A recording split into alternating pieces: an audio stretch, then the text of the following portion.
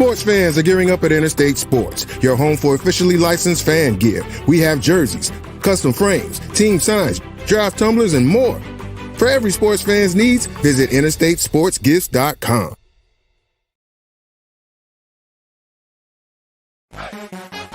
Welcome to Coach Hayes Football Live. He can talk about anything from high school to the pros. This guy knows the game, so you better not be half-stepping. I can guarantee you most of the audience is going to agree with me before they agree with you. Strap in, because Coach Hayes is about to crack your cranium and fertilize your brain. Go ahead, right here, right now.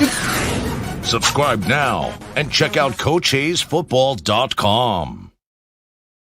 What's up? What's up? What's up? Welcome to another great episode of Primetime Talk, episode 43. This is the post-game show of the Colorado Buffaloes versus the Utah Utes.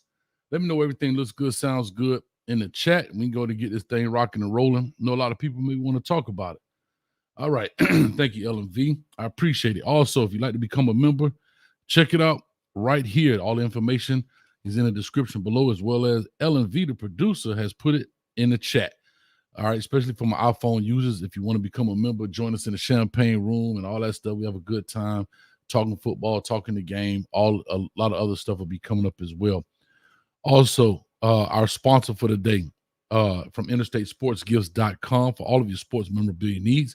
Make sure you check him out. All right, if it's something on there that you don't see, give him a phone call. If it's something that you saw in another store and he got it, give him a phone call. Let's support those who support us as well. His name is Trevor, and he definitely help you out as well, man. All right, here we go. Let's get this thing rocking. Got 61 in the building right now. Let's do a little housekeeping. Big shout out to Ray in the building, right? Became a new member today and joined us in the champagne room. Pink Ivy 87 became a member. Coach Kev became a member, as well as Neckbone became a member. Also want to give a big shout out to Omega Red, who sponsored quite a few memberships today, so people could get them, and YouTube chose them at random. Also, I would like to say this. If you are starting to experience commercials during these lives, I have nothing to do with it. I have no idea why it's happening. Maybe that's something YouTube is starting out to do now. So maybe we just have to deal with it, unfortunately, but that's what it is.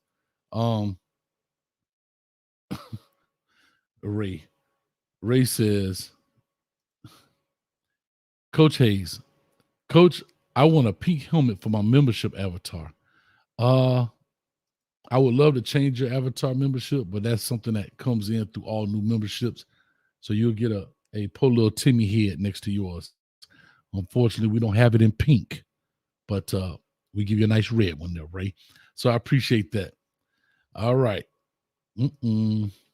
I knew that was going to come up. The refs took that game from Colorado. We'll definitely talk about it. All right. We'll definitely talk about it. Let you call in, come in and get it off your chest. But I got callers in already. I don't even have a phone number up. That's what I'm talking about. Let me go through a little box score right quick, and we'll go through it. Total yards for Colorado was 262 to Utah's 329. Passing yards for Colorado was 225 to Utah's 61. Rushing yards, 37 to Utah's 268. All right. Utah had 21 first downs. Colorado had 13. And time of possession was huge, almost 20-minute difference. Utah had 21 minutes, and Colorado had 21 minutes, and Utah had 39 minutes. So we're talking 19-minute differential right there. That's more than a quarter with the football because they ran the ball the way they did. 268 yards rushing. That's huge right there. Player stats. Ryan Staub was 17 to 24 for 195, one tub. Jimmy Horn, of course, threw his one touchdown. Savion Wilkerson had the most carries at 7 carries for 32 yards. Anthony Henderson, 5 carries for 16. And Dylan Edwards for 1 for 1. I guess it's free Cavassier smoke. It is over, man. Free Cavassier smoke is over. As you see, I have the shirt here. And he did not get a chance to play today as a running back. This was his last game as a college football player. And I'm just going to say this. I've been on the campaign for the young man to at least get some carries. We've seen what it is. Coach Prime has spoken about it. Reporters have asked about it, say that he's a pro. And it is what it is. But I will say this to Kavasier Smoke, my brother, I wish you the best in all of your endeavors coming up. And as you close this chapter to your life and in your college career, whatever you choose to do next, I hope you do well at it, man. And again, I just caught hold to this guy because I thought he deserved an opportunity. That's it. Didn't say he could be a starter or anything else. But like I say, this shirt was going to be retired, so you don't have to worry about me washing it. This shirt was going to be retired tonight, regardless of whatever happened. And that's what it is. I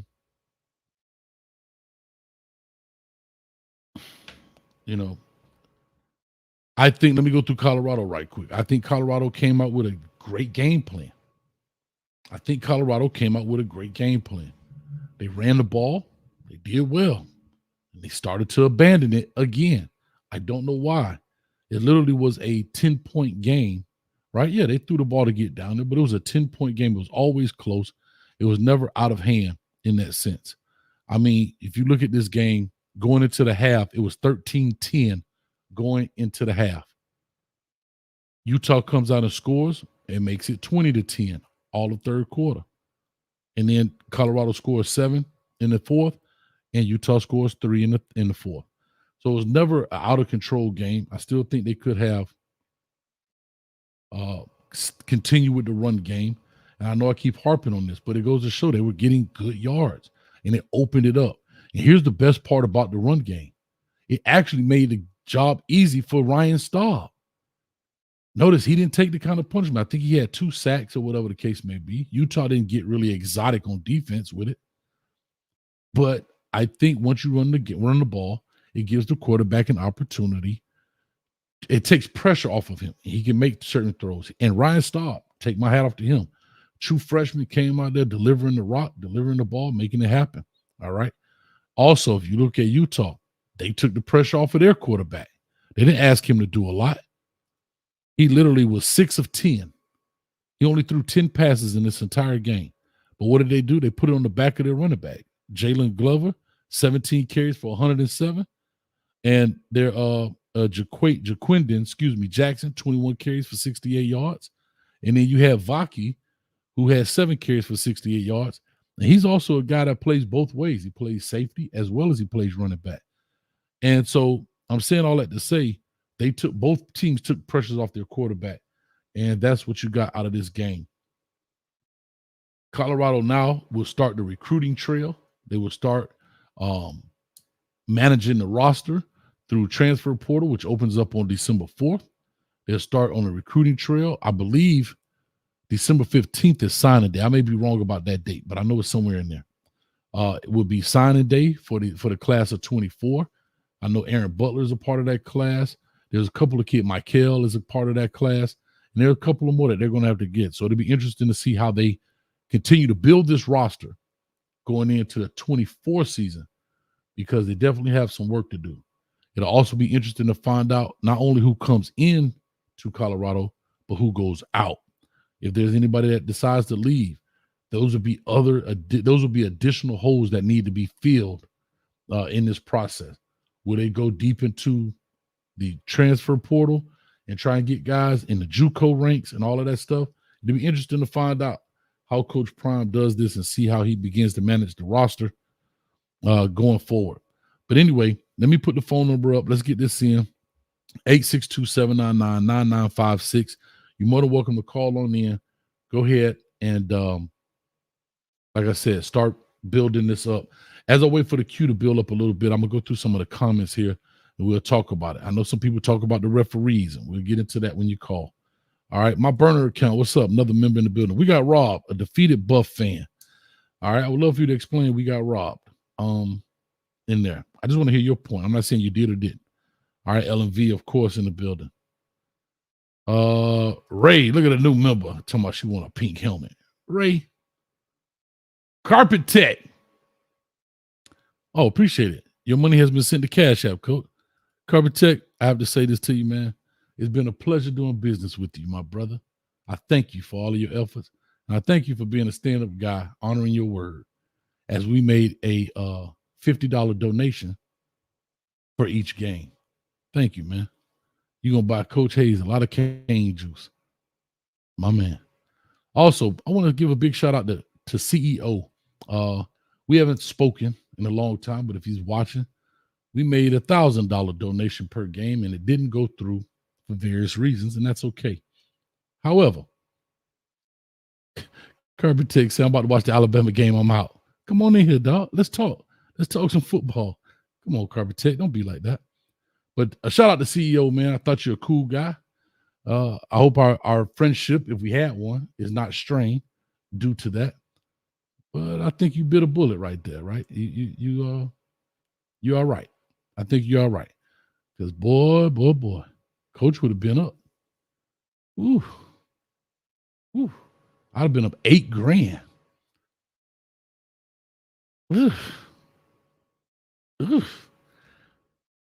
Bro. I'd have been up $8,000, boy. So, hey, sometimes, man, it's always a silver lining when things don't work out for you, man. All right. But anyway, I say that not being sarcastic. Hope you call back into the show. I haven't talked to you since the beginning of the season. All right. Marie S. says, hey, Coach, I'm not mad at the loss. I'm disappointed with the horrible refs. They called back Dylan's touchdown and Travis' touchdown. Would have been different outcome. The refs are trash and should be fired. Okay. So you don't think that was a crackback block? See, with you, Maria S., and I know you want me to agree with you, but we can't have it both ways, baby. I know you're a fan of the team, but it was a crackback block, unfortunately. Now I do say Travis Hunter's should have been a touchdown. I do say that was terrible. Should have been a touchdown by all stretch of the imagination. But the one on Dylan Edwards, unfortunately, it was a crackback block. Now does Travis Hunter's touchdown, does that change the game? Probably so. But unfortunately, let me see. Vacation, what's going on with kids? Was Smoke even there? I haven't seen him in any video. I don't know, man. I just know he's a pro. All right. Let me see here. All right. Nikita, what's up? From Oakland, California. Good game. Hate they lost, but go Staub. Yeah, man. I thought Ryan Staub did an excellent job, under a lot of pressure in a tough environment. Was composed. I saw him, rallying the troops, getting the guys fired up. So, hey, man, big shout out to him. Big shout out to him. All right. I'm trying to go through some of these right quick. That was sarcasm, Coach. Maybe a little bit.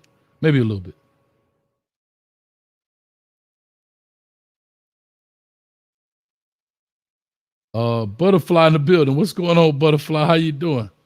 I know you out watching the games. Reggie. All right. I got 4 things to give away, 4 mugs to give away, Reggie. I don't know how you want me to give them away, to the callers or what. You got to explain it to me a little bit, man. Let me know. And let me see if I can catch any other people here. He said the block was clean. It wasn't that it wasn't clean. It was a blindside block. And again, I'm just being honest. I don't know how to block, guy. I think you got to just stand there with your arms straight out and just let them run you over, bro.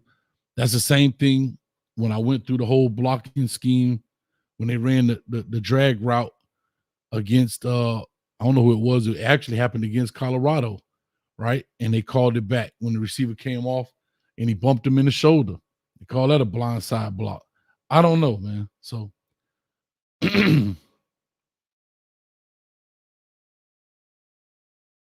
Chris E, man, I'm glad you stuck around. You're the only one on my shirt. You're the only one on my receipt shirt that you still come around. I appreciate you, man. I don't see them other people coming around too much. Smoke already has tape. Last games usually play freshmen and players in depth chart. Okay. All right, I like it. Kenny Stats. Yeah, it was a great throw and effort, but the ball did clearly hit the ground and his hands moved. Okay, I'm cool with that. All right. Reggie says, Reserve one mug for Diva 1. You and Ellen decide how to give out the other 3 mugs. All right, I'm going to let Ellen pick somebody because Ellen works hard. I'm going to let Ellen pick somebody. Matter of fact, if you don't mind, I'd like to send Ellen a mug because she does drink coffee and she's bought the coffee. So if you don't mind, Reggie, I like to give Ellen a mug. And Ellen, you pick 2 other people. You pick 2 other people. All right.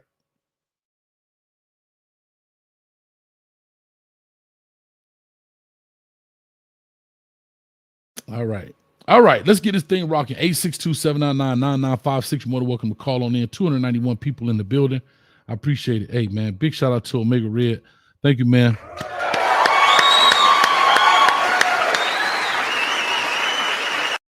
Thank you, man, for like I say, sponsoring those memberships to a couple other people, man. And appreciate it.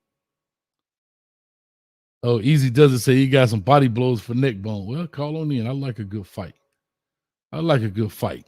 All right, so LV, you let me know however you want to do it. And whoever you pick and choose, we'll do it. But I will say this, in order for them to win it or get it, they have to call in. They have to call in. So that's the only thing. All right, let's go and open this deal up a little bit before we get started. 4809 in the building. Call or talk to us. Give us your name, where you calling from. 4609, excuse me. Hey, Coach. How you doing? Hey, Coach. This is I'm good. I'm good. Let me say, this is MB. I've called on the show twice before, and I've said the same thing. Listen, first of all, you got a great program, man. There ain't nobody out there with doing sports like you do on YouTube. It's as entertaining as you do it. So that's a shout out to you, brother. Thank you, man. Hey, I just wanted to stress that when I brought up last month and posted in your comments, and listen, it ain't me. Anybody can see this. It's out there. You start someone other than Shador at QB, and you'll see the real offense. They did that today. Colorado didn't do anything different today than they've done all year. The only difference was a quarterback that has solid fundamentals. Staub was decisive in 3- and 5-step game. He trusts what he sees in the defense and throws his receivers open. He doesn't wait for them to get open like Shador. He carries out RPO fakes in the run game to hold defenders. I'm speaking facts here, and I'm sorry for the fans of Colt followers. You've been poisoned by the charlatan and Deion Sanders. Shador is not a good quarterback. He might be a good athlete. He's not elite. But if the team wasn't run by his daddy, he wouldn't start D1A. Deion won't make a decision. Baby boy is not going to lose his starting job no matter how bad it hurts. The program and this nepotism is why he's lost the players in the program. The athletes are the side actors in Deion's reality show. And why don't I just ignore this and let y'all have the chip and dip king and bling? Because he's an insult to coaching and the game of football. You just can't throw on a gold whistle around your neck, don some shades, and call yourself coaching. I don't give a damn what you did on the field. He has to put in the time to teach the skills, scheme, and game plan to be the leader of the program. He's relying on everyone, like a certain Hawaii-based YouTuber, to kiss his ass in the hopes the likes follows and a place on the trough to get some swag. Quit selling yourselves out to the next shiny object. Give me a smack and I'm out. Hold your chin out for all that bloviating. Take that, my man. And get up out of here, man. Now, I will say with the caller, I heard everything you said. I disagree about Shador Sanders. I think he can throw the football. What I do think happens with Shador Sanders is they don't treat it the same as they treat Ryan Staub. They don't run the ball enough to lighten the load on Shador Sanders. I think Shador Sanders can throw a football like nobody's business. I think mechanically he's good. I think decision-wise he's good. His football IQ seems to be relatively high. His arm strength is good. His touch on the ball, whether he put fire on it or he just gives it, a little air, is great. I just think they put too much pressure on him because I believe they think he can throw them out of problems. If you look at Ryan Staub today, especially in the first quarter, just look at the first quarter. When he had to throw the ball, it was 3rd and 5, 3rd and 7. Wasn't hard and long throws. Like he said, it wasn't 5- and 7-step drop deals. It was catch, throw, and release. Right? Therefore, and back to what I said earlier, and I'll get to the next callers. The further you have to go to get a first down, the longer it takes for the receivers to get there. Therefore, the longer the quarterback has to hold the ball. But if I can always be in a manageable 3rd down, right, between 6 and under, I can throw the ball in that. But when it's 3rd and 16, now they have to get 16 yards just to get to the first, right? And therefore, lies the problem. And that's where I think the issue is. If they ran the ball more, I mean, bro, we watching the running back. We watching Wilkerson. We watching Hankerson. 6 yards, 5 yards, 4 yards, 2 yards, 6 yards, 3 yards, 1 yard, 4 yards, 6 yards. I think it's there. I think it's there. And I'm going to tell you this. I don't care what nobody say. That dang on Travis Hunter, that dude can play. And I keep saying this. I believe he's a wide receiver at the next level. That two-way player, no, sir. I don't believe that. I think I'm not saying he can't play cornerback, but he's so much more dynamic at wide receiver. That dude's hands are ridiculous, bro. He catch the ball from all different angles, high, low, the one he caught way out there, the one over the shoulder, the one last week almost jammed his knee in his chest. Bro, the dude's ball skills are second to none by far. By far. By far. I'm telling you, he's a special cat when it comes to catching the football. I think his overall foot speed at the NFL level will hurt him, especially having to play in some man, just topping out speed-wise. Because, bro, you got some cats that's moving, and they got legitimate size. You have to remember that. But that dude, ball skills are ridiculous. All right, let me go and catch up to the next caller. 3187, caller, talk to us. Give us your name, where you calling from. Coach, what it do is Clark from North Carolina. Clark, what's up with you, man? Talk to me, man. How you feeling today, man? Talk to me about the game. I'm feeling good, man. I want to reply real quick to that last caller. He obviously don't know nothing about nuance. Mm-hmm. We talking about style. Style played great, but we got to take into account Utah's down their 3 top pass rushers. Jonah Ellis, he's number 3 in the FES. In sacks with 12, he didn't play. So that pass rush that we seen from Utah really allowed CU to really get Staub in motion, because we seen when he didn't have time last game, when he was under that pressure from Washington State, what he looked like. But again, I think Staub played great. He looked like, to me, he looked like a 1 to 2 read out there, but he had the time to get it off. And I think that's something to build on, to have a backup that we can trust. Travis is that dude. People on Twitter saying that Charles Kelly can't coach. I'm like, bro, the players gotta make the plays. I've seen at times we had 11 people in the box, and we missing tackles. I mean, I think we just don't have the personnel to go against those stout O-lines like the Utahs, Oregon States, and whatnot. So I don't think he called a bad game, even though some people may say, the opposing quarterback goes 6 for 10 and you lose. That's not a good look. But I don't think it was play calling specific. Cormani, we need another corner in the portal. They literally picked on him. They ran the ball his side all game. They threw the ball to his side all game. They didn't look Travis' side. From his high school tape, I knew he was undersized, but he was a lot more physical and active in the run game in high school. I don't see none of that. None of that. And, it's a level up, but I don't even, the past 3 games he started, he's been reluctant to even tackle or even engage in a block and try to disengage and get off. Like once they touch him, he just gives up. Mm-hmm. But I feel this portal season we're gonna make some right moves.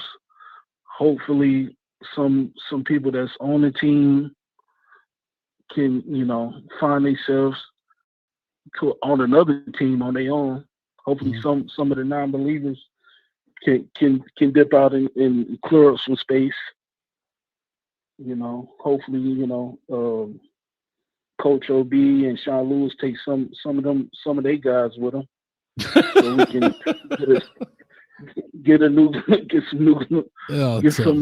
free up some more scholarships. But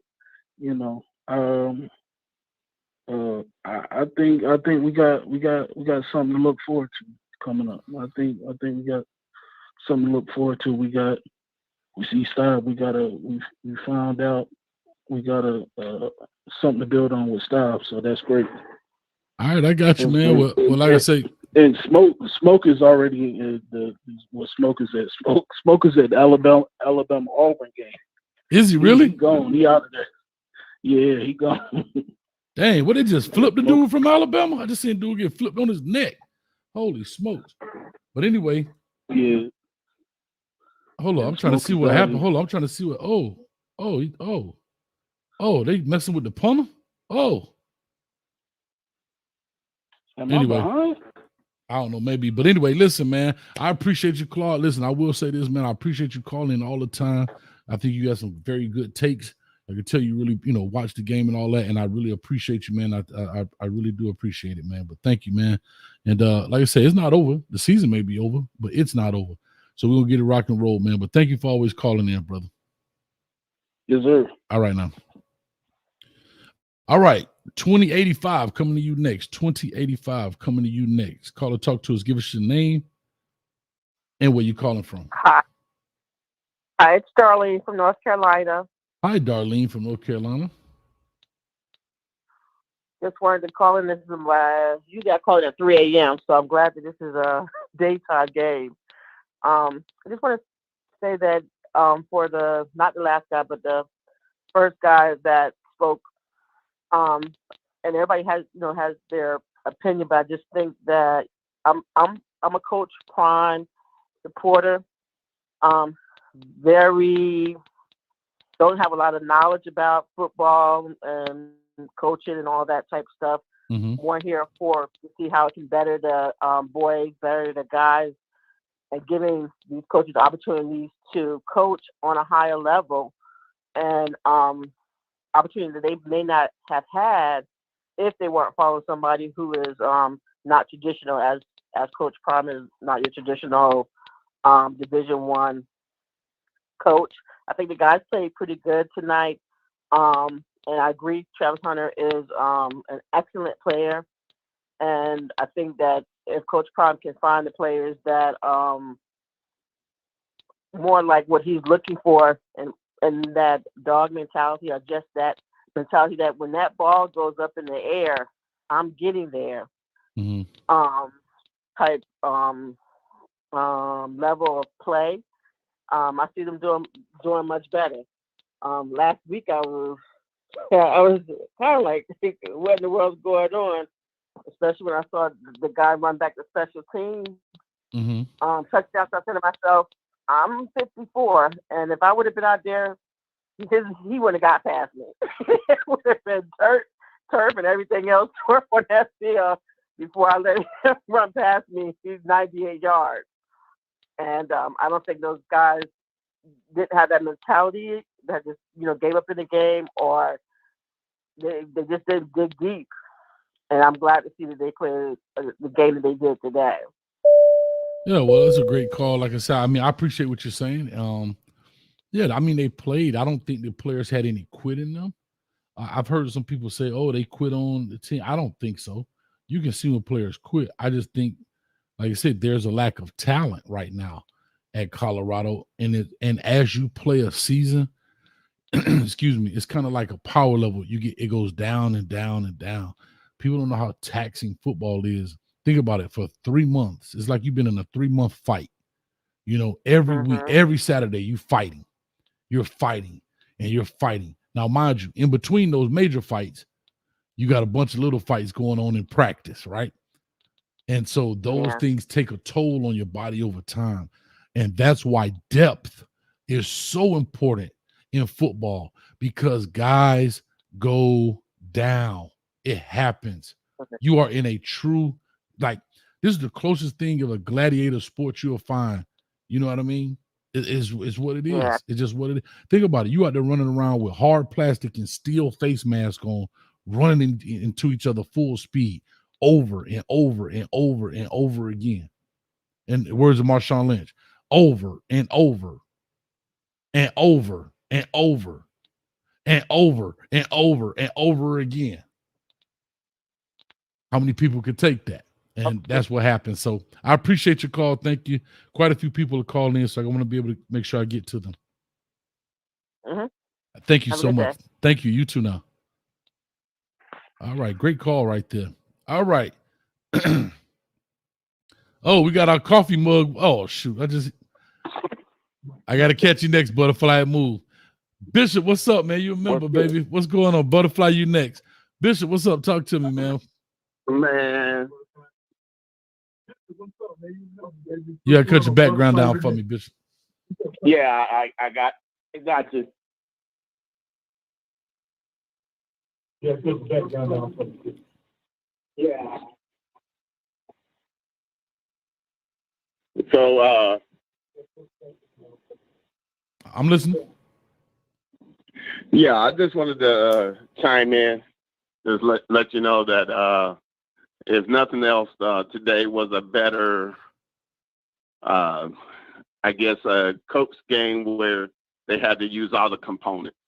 Okay. If nothing else, I know that people aren't happy, but if nothing else, you couldn't just be superstars.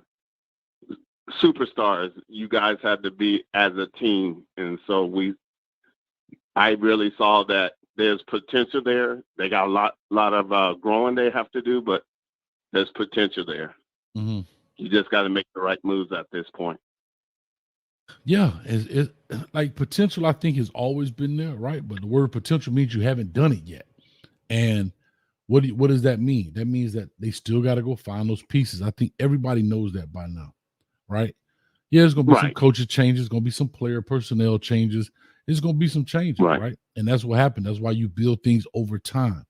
And you got to constantly mix it up. You don't make the perfect recipe the very first time you do it. You don't make the perfect chemistry the very first time you do it. That's very rare. So yeah, they got a lot of work to do, and they got to get definitely into the portal, into the recruiting, and try to plug the holes that they already have and plug the new holes that they're going to have, because just naturally, some people are going to leave, Bishop. Right. Yeah. Well, the thing about it is we really got to look at the landscape of the NCAA Division I. You have to have competitive depth, so you really don't need to lose linemen. You need to multiply linemen. That's correct. On both sides of the ball. That's correct. Yeah, none of those guys need to leave, right? The Tanks, the Van Will, none of them need to leave, but you definitely got to bring some more guys in. You have to. And on the same side, the other side too. Like, well, they should leave, but no, they don't need to leave. No. If I'm them, I wouldn't leave. I have to be very honest. If I was them, I wouldn't leave. I would stay there just because you've already had your opportunity. It's really your job to lose. In essence, even though I know what he said, it's your job to lose. I will say this, Bishop, as time runs out, I want to do something for you. Okay. I want to give you a round of applause, man, because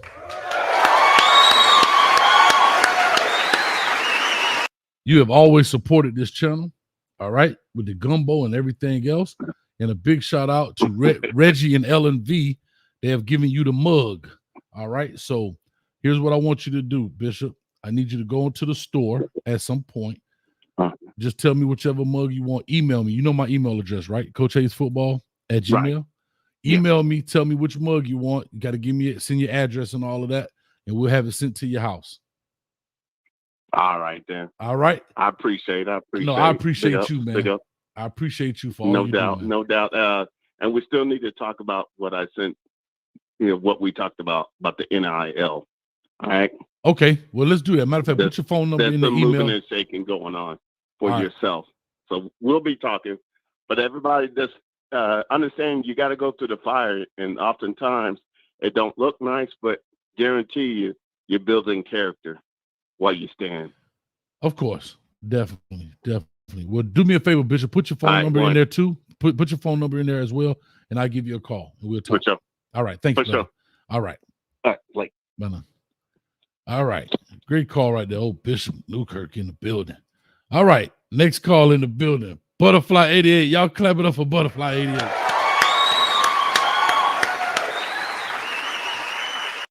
She is the winner of a brand new Coach Hayes football mug around this joint. So what's going on with you? Nothing. How are you? I'm doing great. Did you watch the game? Yes, I did off and on, but I watched the majority of it. All right. What were your thoughts? From what I saw, I was pleased. I thought they were not too far behind. So I was like, okay, they're sticking in there. So that were my thoughts. I was exhausted from the other game, so I didn't have any expectations going into this one. Okay. So let me ask you this right here as we go on through this deal. I want you to big shout out to Reggie and L&V have chosen Butterfly 88 to get the coffee mug. Do you drink coffee? Oh, yeah. I'm a Starbucks girly. Thank you, L&V. Thank you, Reggie. L&V always shows me love in the chat. All right. There it is, man. So all right. So here's my deal. What are your overall thoughts about the season, then, as we got a minute left on the clock? What are your overall thoughts about Colorado, the season? Success, failure, right on par, what? Mm-hmm. I agree with most people saying it's right on par. When I watch like the pregame show with the big boys and listen to Coach Carl talk about it, he said, it takes time. I think with, Deion being a great motivational speaker and just getting everybody like pumped up, maybe people thought this was going to be like, remember the Titans. Yeah. I guess you're right. So I think that's the movie that comes to mind. I think they thought it was going to be like that. I think so. I think they did think that, and I don't know necessarily why, because again, it's a movie, right? You create your own narrative. However, yeah, it is what it is. I'm trying to see if I can make this poll right quick. I'm trying to make a poll. Oh, did you watch? No, don't tell me. I would rather just email you to ask what were your thoughts on that clip, that 3-second clip that I sent. Oh, I saw it. I could talk about it. So you talking about yeah, I saw the little poke in the chest, but I don't think it was like as bad as it. No, seemed. it wasn't like what. It definitely wasn't that. It was just like a little poke, like he like a little upset. That was it. Yeah. He gave him like, hey, player, hey man, you trying me, homeboy. Yeah, I get you. Exactly. I saw what I saw. He gave Charles Kelly a little poke on that shoulder, like, and the camera caught it. I wasn't lying. I do it. You wasn't. Thank you, Coach. Yeah, and I'll find the other one too and send it to you. The one where it went to the middle. It was two of them. I'm not playing. So all right. Well, he got checked then. He got checked on his job. It is what it is. We got to check it out. Yes. All but right. I told you I didn't see him do that to any other coaches with his little fist. Nah, well, maybe not. Maybe somebody said, hey, player, don't hit me like that, man. And they tighten him up. I don't know. All right, well, do me a favor. Wait, you said your email is coachhayesfootball@gmail.com? coachhayesfootball@gmail.com. Okay, perfect. Thank you. All right, no problem. Bye. Bye now. All right, so Butterfly 88 has won. I'm trying to get this poll going. I don't know why I can't get this poll going. It's acting up. All right, let me get to the next caller. I don't know what's going on up in here, man. Things making me upset. Getting upset. Anyway, let's start the poll somewhere, somehow. All right, let me go to the next call in the building. 9979 in the building. Caller, talk to us. Give us your name. Where you calling from? What's your thoughts on the game and the Colorado season? 9979. 9979. Going once. Is that me, Coach? I guess it is. If you're number 9979. Okay. Yeah. Yeah, that's me. My bad. I'm up here trying to rush everybody else. Okay, my 2 minutes started. Nah, you can ready to start. Go ahead, Coach. All right, so I got 2 things here. I'm gonna be quick. All right. Now I've been on every platform giving these boys the business. You know what I'm saying? Pause. But 2 things here. One, I think that Shador and Deion quit last game. They quit on the team. It's one thing when the line not blocking, It's another when you quit on your team that the other rest of the team, the DBs, the receivers, that put in the same time in the off season to try to make the season work. You know what I'm saying? Like, okay, I feel like he quit. He quit on the team. Second thing, coach. Now, as a coach, mm-hmm. a lot of these people trying to get Dion the benefit of the doubt. They up here just trying to defend him. Mm-hmm. They up here talking about how we need new players or we need this and we need that. So what is the point of a coach? Now, Coach Hayes, you a coach. Can you explain to people what's the definition of a coach? You can't just get rid of a whole team and just expect a bunch of 5-stars to come lead you into the Super Bowl or to the national championship. You gotta be able to coach. You gotta be able to coach players up to be their best. Not only just giving them motivation speeches, but you gotta coach them, you know, saying physically to do better. For example, Stanford game. Dion just sat down the sideline, tucked his head in his hoodie, and he didn't do no adjustments. But he's supposed to be a Hall of Fame DB, mm-hmm. right? So my time is winding down, coach. But you need to explain to these people as a coach, what does a coach mean? Stop trying to make excuses saying that assistant coaches is in control. No, the head coach is in control. I played by at JUCO here in Texas in Navarro. We played Blind, Cam Newton when he went to Blind, he left Florida. Like, I know.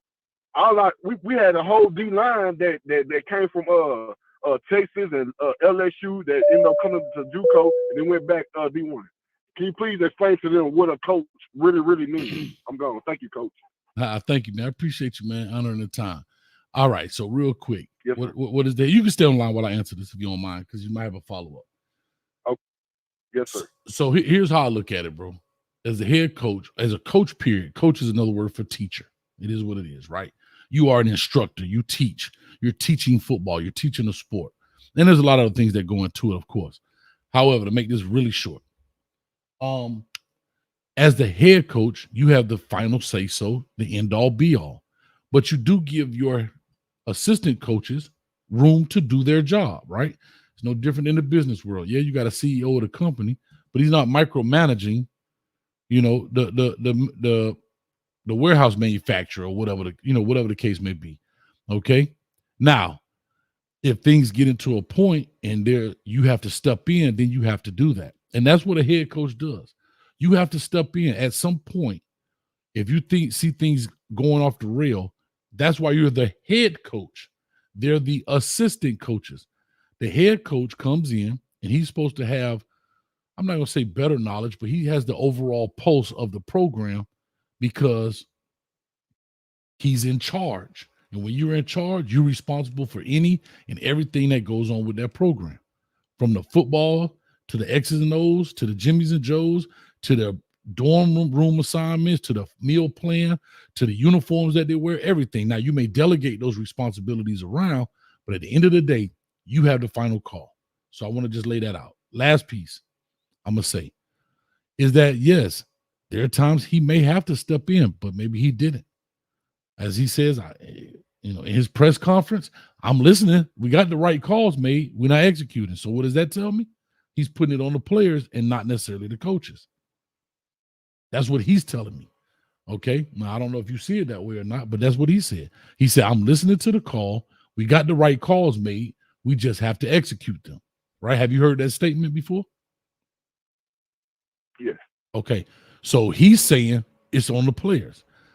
I think it's a little 50-50. I think there are a lot of instances where, you saw defense. They have too many people on the field. Oh, you got a whole staff of defensive coaches, and assistants and GAs and student assistants to count 11 people, 12 people, get personnel on, personnel off. And same thing on offense. I will say this. Looking at this thing from the outside in, I think they abandoned the run. Now, it'd be straight speculation. Why did they never really, like when they asked him the question, you haven't committed to the run, and he was like, well, you can't commit to something you don't have. Maybe we start talking about the wife and the recipes and cooking and stuff. I'm just paraphrasing. To me, I thought they could always run the ball. It's just not pretty, but they could run the football. They just didn't.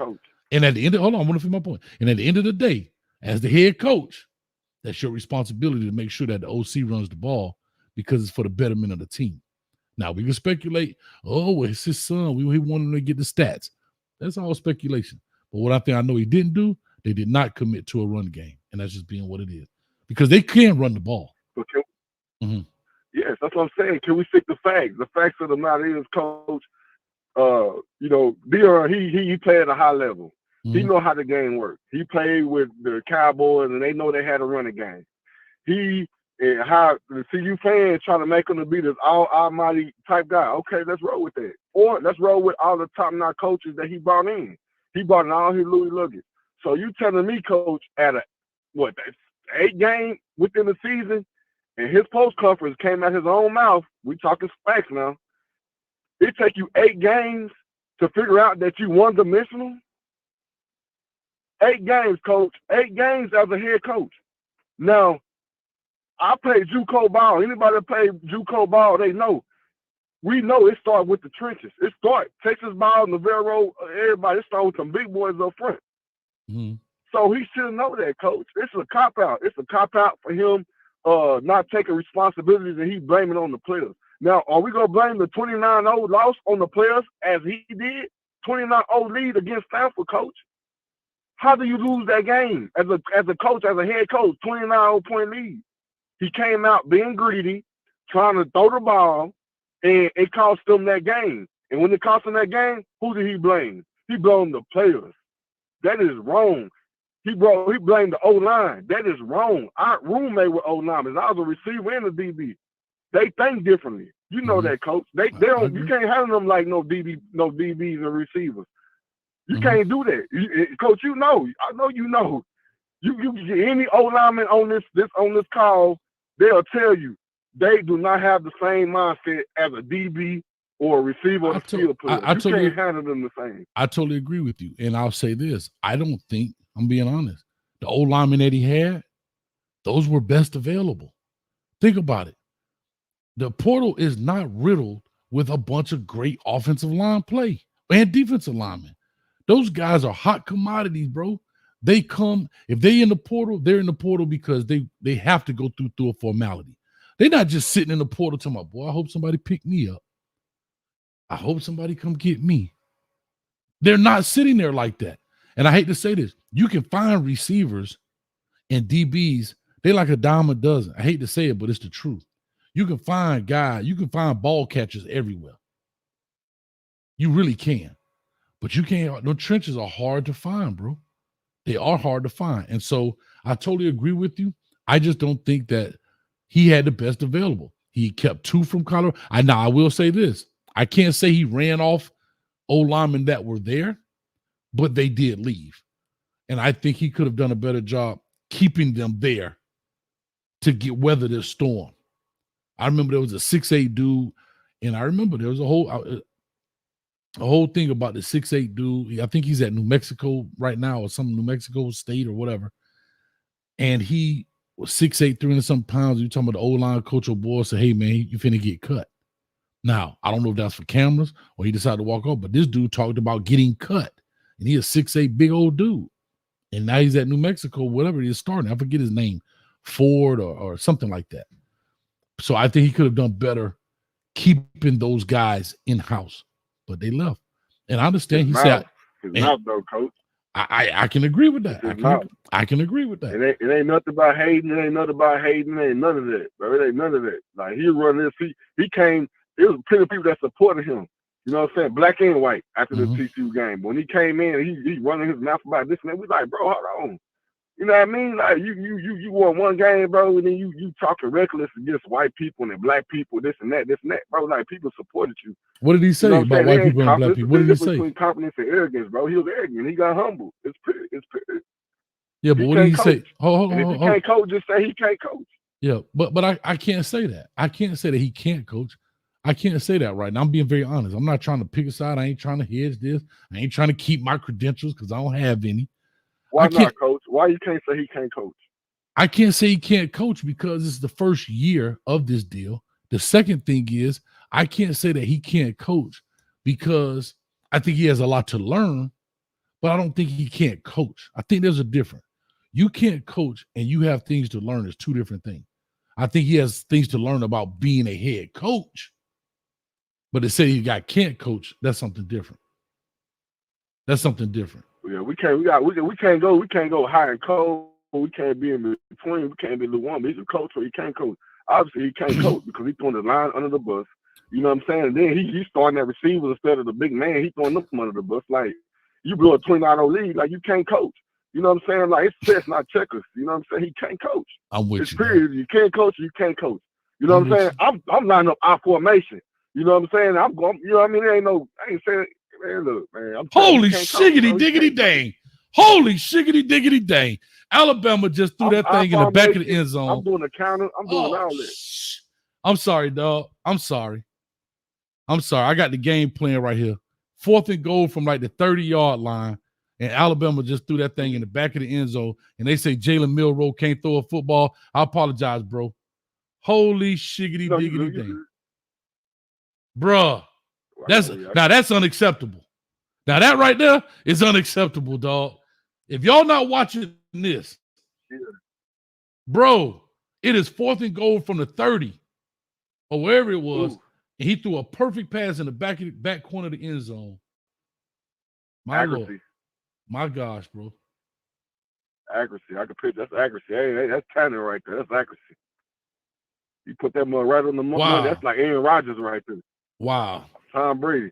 Somebody said I'm changing the subject. No, I just saw some good football. Excuse me. Hey, we back after scheduled regular program. Coach, I ain't gonna hold you up. I ain't gonna hold you up, Coach. I know you got a long line, but I disagree. Dion can't coach. He can't coach. He threw a lineman under the bus. You know what I mean? I don't agree with it.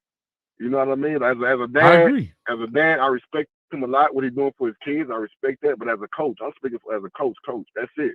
I got as a human being and take care of his kids, I love it. I love him. I respect him, and I look up to him for that. But as a coach, I don't agree with what he's doing with his players. I don't agree with it. Now everybody just complaining. And one person complaining, okay. But when everybody complaining, bro, you got freaking running backs. You know what I'm saying? To run that field, all them average 4 yards a carry. Come on, you can't tell me that he know how to coach. You can't tell me that, or anybody saying you, but I'm just saying in general, like nobody can't tell me that the running game don't work. That's not accurate. We had 4 deep running backs at JUCO and the Vero. 09 was cold, man. That was cold. All of us went D1. All of us did. I love but it, we knew that it started in the trenches, and we knew that we needed our O-line, and we need to run that ball. If the receiver wasn't catching the ball, we ran that ball every down until they found their groove. I don't care if it worked or not, and most of the time it did work. I get out here, Coach. I'm sorry. I didn't mean to just. Man, no, you good, man. I'm sorry. Bro, that thing blew my mind. I'm looking at this, but anyway, man, thank you, man. I appreciate it. We'll definitely talk more about it. We got more things. Let me get the rest of these callers in, man. Thank you so much, brother. Thank you. Back in the chat. Okay. Anytime. Yes, sir. Holy smokes. This is why I love college football. Auburn up by 4 points. Alabama, 43 seconds left on the clock. I mean, Jalen Milroe threw a complete dime, dog, in the back of the end zone. Oh, God, bro.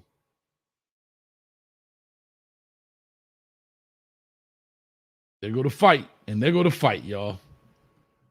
Don't do it. Don't get thrown out for the, oh, my God. Not for the ACC championship, dog. I'm sorry, y'all. I lost my train of thought. My Lord, 9249 coming to you. Call or talk to us. Give us your name, where you calling from. What's up, man? This is Jay, man. You know this from South Carolina. I'm calling you back, Coach. Yeah, talk to me, Jay. What's on your mind, man? Earlier, man. I'm watching the game, man. I mean, they really wasn't playing for nothing. I mean, only thing they could do is get data to what they're going to do next year. Mm-hmm. You know, everybody out here running around saying he can't coach. Man, come on, man. Stop beating the man down. I want to know how much fan on this chat that been Colorado fan before Deion came. Because it sounds like a bunch of Mississippi haters in here. That's what it sounds like. From Jackson. You know I got you. Okay. I'm being honest with you. How we beat our own people down, why we is not on everybody else's channel beating down these other coaches that have been coaching Power 5 teams. This is Deion first year, man. You know what I'm saying? Mm-hmm. And it sounds like an old nigga talking about JUCO and what they did in the trenches and all this crazy other stuff. Man, bro, if you was such a good player. You should have been coaching too. You should have go up there and coach with Dion. You should be coaching somebody's child too, instead of you knocking another man D in the dirt. Come on, man. Get up off of that crazy stuff, man. That's our downfall, man. That guy did his best with a trash team. And we all know that he got bottom of the barrel. We always get bottom of the barrel. Why we ain't out here talking about Jimbo Fisher? Hell, he had a damn good team. He got the money and walk away, what, $75 million? He on coaching these boys for $30 million. Made Benz up there in Colorado. But we quick to say what our own ain't doing. Man, get off of that crazy stuff. Go coach some little league. Go do something. Coach your kid. Stop hating on the next man and see what he gonna do. If you ain't out there doing something, I'll never ever coach. Coach Hayes, I'll never say that your take is bad or whatever. You only put in your opinion. But for you to get up on there and say what next man ain't doing, come on, man. You trash already, so I know you ain't been doing nothing in JUCO. Because you trashing another person. Like they say, you got to clean around your own door before you can start cleaning around other people's door. So you ain't been doing nothing. You out here trashing another man that look like you. Go out there and trash some of them boys that got good program that supposed to have big expectations, supposed to win these. You ain't over there saying nothing that crazy stuff about them. So that's how I know you ain't been doing nothing in JUCO. JUCO, whatever they're supposed to be. Stop hating and wait for the progress, man. Wait on things. That's our problem. We always got to knock our own people down in the dirt and try to uplift them and say, well, maybe next year we'll see what's going on. But we always, and he can't coach. The man can't coach and run the ball too. I'm with you. Shit, the kids saying, hey, come on, man. Coach, I played football too. And it been time that the coaches coach us real good. And it has been some of the players that's been trash. Right. Who ain't executing their stuff. You learn 4 days of practice. And when game time, some of these dudes forget. I agree. What they supposed to do. They forget. Because you know why? Because when you got to face that opponent, everything go out the window. I got you. Put your man drawers on. That's what it is. He got a bunch of no-name kids. And some kids that got names, he can't do nothing. Like I always say, you can't turn chicken salad into fucking goddamn beef. He ain't got no body. He ain't got no team. The man working with all he got. That's just like if I'm running a company. If I got a bunch of trash employees and I got a supervisor, only thing my supervisor can come up and tell me like, yo, these dudes ain't doing nothing. Only thing I can do is go down there and fire them. I tell them to go down there and do your job. That's what he telling his thing. He let them boys coach. Now next year he can change and bring in some more people and see what's going on. And then if it don't change, then we know it's him. The man first year, they sound like a bunch of hurt Mississippi people. That man give you the blueprint and what you did this year after he leaves. I got you. Going back to trash. Ain't nobody talk about Mississippi until Dion get here. Because they ain't been doing that good until Dion get here. Ain't nobody talk about Colorado until Dion get there. So stop jumping the bandwagon. Go find your team. I've been following Dion since way back in the 90s, bro. I got you, bro. Well, thank you, man. Hey, man, let the man coach. We're going to let him coach, man. Appreciate you for the call, man. Let me push through. Got quite a few, man. Thanks, brother, for your call. All right.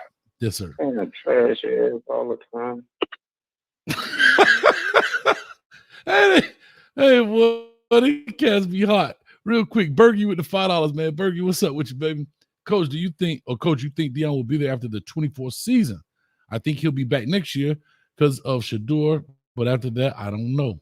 I don't know either, Bergie. He say you trash, man. I don't know either, Bergie. I don't know. I hope so. I think he should be in college football. I really do. I think he brings a lot to the game, but I don't know if he'll be there. I can't answer that. I really don't know. Thank you for the $5, Bergie. Really appreciate it. All right, real quick as a move on. Coach Kev in the building, man. What's going on, brother? Excuse me.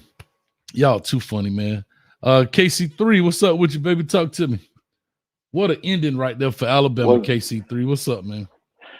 Man, that was crazy. I'm sitting here barbecuing and watching this. I'm thinking the game is over. 4th and 31. That's crazy. 4th and 31, bro. Absolutely and threw it in the back of the corner of the end zone perfectly, man. Holy smoke. NFL catch, man. 2 feet in. 2 feet and a quarter. Wow. I mean, like he threw that thing on a rope. But anyway, what's up with you, man? Talk to us, Casey. What's good with you, Coach? I mean, I don't know. I just wanted to come in. I remember having the show before the season started, and we were talking about prime and expectations and all that stuff. Mm-hmm. I said, I believe a good season is 4 to 5 wins. And he won 4. I just think the problem is that losing, people feel losses twice as much as they feel gains, like wins, right? So when you lose a game, everything is going wrong and everybody has answers. And it's the same with the players. When you start losing, everybody's like, what's going on, man? We need to do something else. We need to try something else. Mm-hmm. I think the biggest thing for Prime is I'm trying to figure out moving forward just what is his identity as a coach? What are his teams going to be known for? Because it feels like, from an outsider's perspective, I don't have a dog in a fight, really. I like Colorado, but I'm not a Colorado fan. Like, they're running like a Mike Leach air raid type system where they just want to throw the ball everywhere. And is that because he wants to promote Shador and get him to the league? Or is that who he is philosophically as a coach? I don't know. That's where he's really going to have to like figure it out, because he did the same thing at Jackson State. So it's not even like we can just say it's at Colorado. I saw him do the same thing at Jackson State and lose the Celebration Bowl because they couldn't run the ball and they couldn't stop the run. So, like you said, we're starting to see a pattern, right? It takes two points to make a line, right? So my thing is, if you saw it happen at Jackson State, and again, I can't speak on Jackson State. I did not watch enough Jackson State football to say, yeah, this is what they did at Jackson State. I'd be very honest with you. I'd be lying to y'all. I'd be like, yeah, when he was at Jackson State, I didn't see either Celebration Bowl. I didn't see any of that. I'm being honest. So if you're telling me that, and you're starting to see the same pattern here with a total different set of coaches, then what's the common denominator? That's all I'm saying.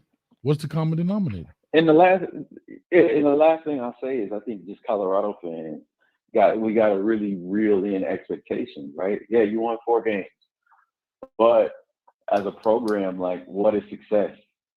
Like, if he can get y'all to the point where you're winning 7, 8 games a year, is that good enough? Right? Like, what kind of program is Colorado? Like, and I know nobody wants to hear me say that, but I believe if you can win 7 to 8 games a year at Colorado, like, you're doing your job. And winning 4 after winning 1 game last year, yeah, there was a lot of antics involved. There was a lot of turnover on the roster, all that stuff, but you're up to 4. If you win 6, 7 next year, I don't know what more you can ask for. Yeah, listen, at the end of the day, you just brought up a great question, KC3. What is success? To me, like I said, he's successful. He turned this thing to 3 wins. He's brought a lot of notoriety, put a spotlight on this deal. Everywhere he goes, he's polarizing. I get it. I totally understand it. But again, I'll say this again. Like Joe Budden for the $4.99 says, Coach Hayes is a hater. But if you donate $99.99, I need you to put it in all caps. All right? Put it in all caps, and I'll leave it up there, Joe Budden. So donate $99.99, all right, to Cash Out, and I'll make sure we put it in all caps up there. But anyway, to that point is I look at the season as a success. I put a poll in there, right? I put a poll in there. It's funny. 39% say success, 33% say on par, and 28% say failure. And I think it's all based on, again, these are our expectations. What was his expectation? And the only thing I tried to do, KC3, was temper the expectations of the people to say you're asking too much. You're asking too much for right now. That's all I was saying. You're asking too much. You're asking, and I'm just being honest. That's why I went with the 6-6, because I'm looking at it. I looked at the teams, but I'm looking at it and I'm saying, you know what? Yeah, they bringing in some pieces. Still gonna be tough. And I'll be honest with you, 6-6 was my ceiling. I didn't give a floor because then I'd really be a hater if I said 3 games. So I just stayed with my 6-6. But I think Dion himself, though, did a bad job of setting expectations, right? Like, you can't, you got to be careful. And I think that's him being a young coach and not understanding, hey, this is a different level of football. You're not going to out-talent the Pac-12 in year 1 like you did when you went to Jackson State and brought people with you for year 2, year 3. You know what I'm saying? Like, this is a whole different beast. And you can't, when you start talking about, hey, I'm bringing my luggage in this Louis, hey, that's what people expect. And then they saw a glimpse of it, but then they didn't realize the trenches were still in the project. So you gotta, even as a coach, it's a double-edged sword, because part of it is his personality is so polarizing, and that anything he says is going to be headlined. Gotcha. But the other side of it is that he has to internally look at what he has, and it's like, dude, you got to turn over an entire roster. You're going to have 60, 70 new faces in this building. You have no idea what you're going to look like on Saturday. You need to set that expectation of, hey, we're going to see what this is like, but down the road, we're going to have the Louis. Today, we got to go over to Coles. No, you're right. It is what it is. And again, right, what I think people have done is people have taken those sound bites and they magnified them. And I think that is, when I talked about Coach Prime being a head coach, those are the things that this is my opinion, that he has to realize now as the head coach, people are going to magnify your words 1,000 times. How many times have people talked about the Louis? Because it makes a great sound bite. Now, I think Jason Brown's show, Coach Prime just got arrested for having fake Louis. Like, everybody's using it for puns and for jokes and whatever. And I think he'll realize as you become a head coach, not necessarily not be you, but also you got to be very careful in the words you choose, because these people will hang on every word and they will magnify it and use it, not necessarily against you, but you understand what I'm saying? So hopefully that's what I understand. But Casey, let me run through this, man. Let me run through this deal. All right, Coach, keep pushing. Thanks, keep brother. Pushing, and I'll holler at you. Thanks, man. Appreciate it. All right. All right, Joe Budden. My Cash App was right down there. You're more than welcome to go ahead and jump on in. Jungle Brother, I saw your number. You got to give me a minute, though. I got to get through some people. Is this who I think it is? Hold on. Is this who I think it is? 5469, caller, you live. Talk to me. What up, Coach? What's going on? Oh, this is not who I thought it was. I can hear you. Talk to me, man. What's going on? What's your name, brother? Yeah, this one talking about neck bone. He ain't coming to me like that. But Chico, yeah, he really need to get on his game, man. And I don't know what's wrong with that dude. I mean, I ain't even gonna worry about that. I really think they'd do better in the 3 technique.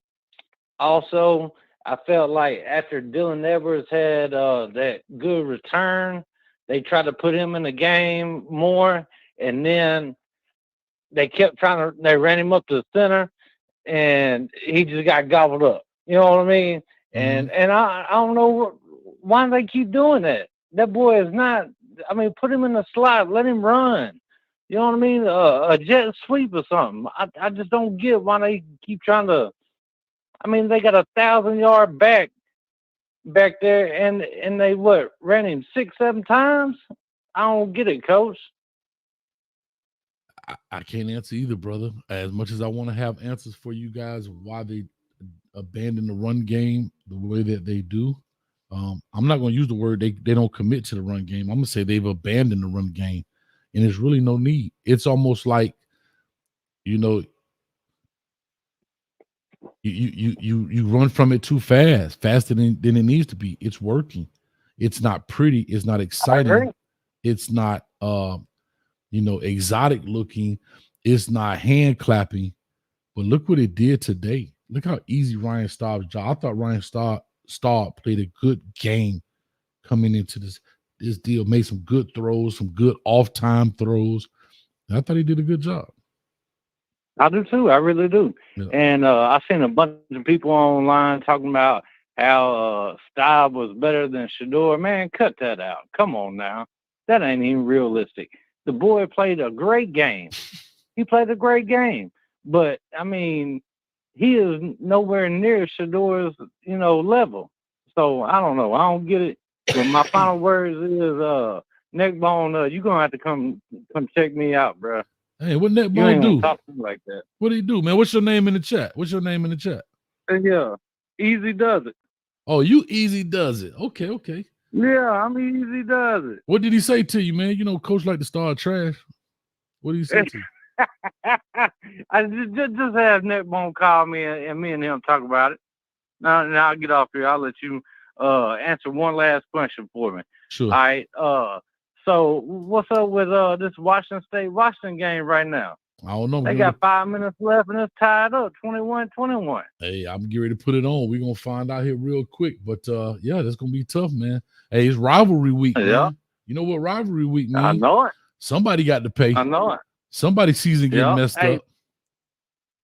Hey, but one other thing though, you know what I mean? Like, come on, like a lot of people say Coach Prime can't coach, and I've had a lot of questions about the decision making that he has made throughout the year. Mm-hmm. But do I think he can't coach? No, that I don't think that. But the whole smoke thing and everything, why would you not play him is beyond me. And I mean, how could you not? I mean, this is an SEC player, proven running back, downfield running back, downhill. You know what I mean? But it is what it is. I'll let you have it.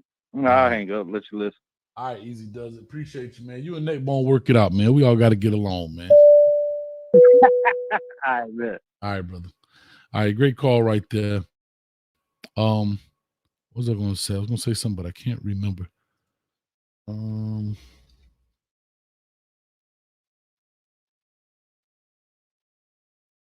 sorry, I'm coming. Give me 1 second.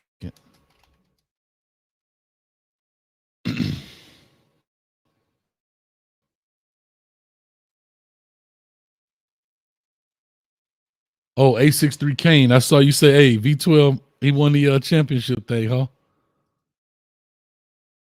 V12 pulled it off. That's all right. That's all right.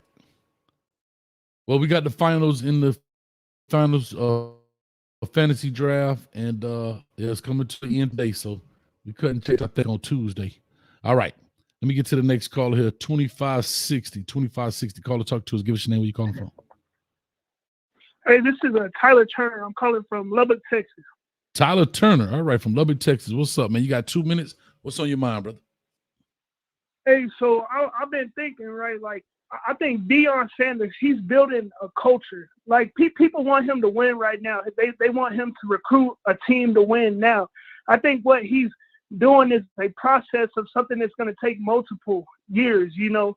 He's got some dogs in there right now, but it's going to take him more than 1 year. He's going to have to keep recruiting, keep getting, transfers, keep building the hype.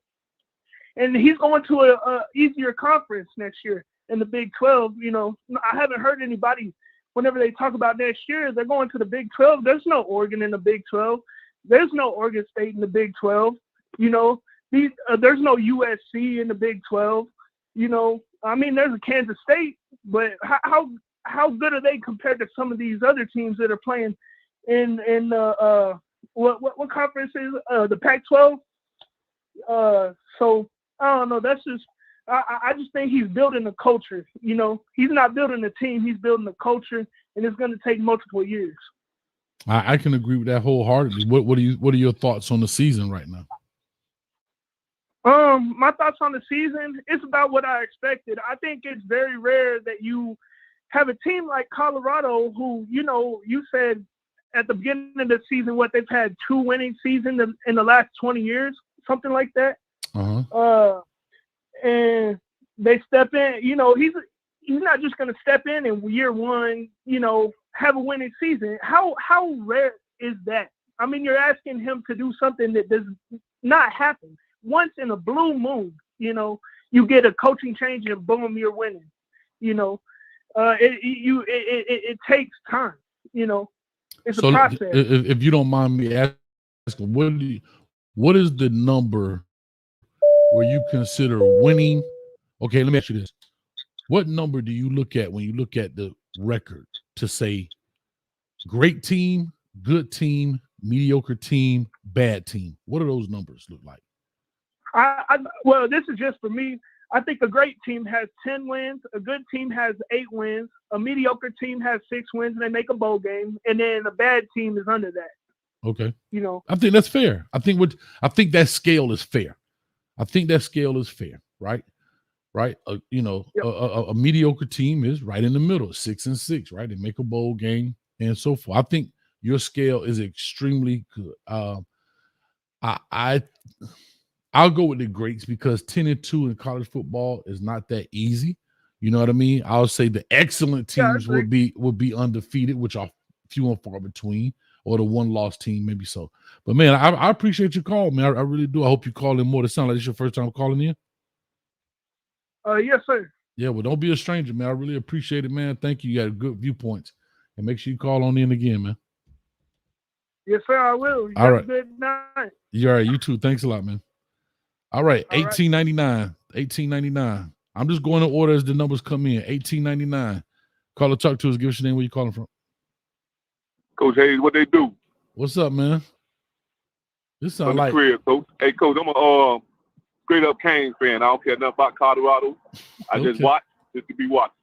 I'm gonna tell you about this season, Coach. All right. And you know as well as I know it, Coach. I know you 50-50 on Dion. You know what I'm saying? Coach Sanders. I call him Coach Sanders. Y'all call him Coach Prime. I played football all my life, Coach. 49 years old, played up all the way up, just ain't make it to the league. Coach, the kids quit on me. And you know it, Coach. Kids quit on me. You think so? All that. Yeah, Coach, come on, Coach. From Explain the crib, you know that. But explain what Coach, listen, he dodged all the bullets. He put it on the O line, he put it on the D line, he put it on the OC, which the OC was gangster to me, Coach. I did too. What's the difference with the OC now? Yeah. What's the difference between the OC now, Coach, and the OC that they had? No, I agree with you. I said earlier, I think I said in one of the chats, maybe in the night shift last night, I said, bro, why you fired the OC? But I know why he probably got fired. I don't know. I'm assuming why he got fired was because it becomes a personality conflict. You won't fire him Coach, based that was his homeboy in his ear, probably Coach Fleet, who probably wanted that job. And you know it, Coach. You know.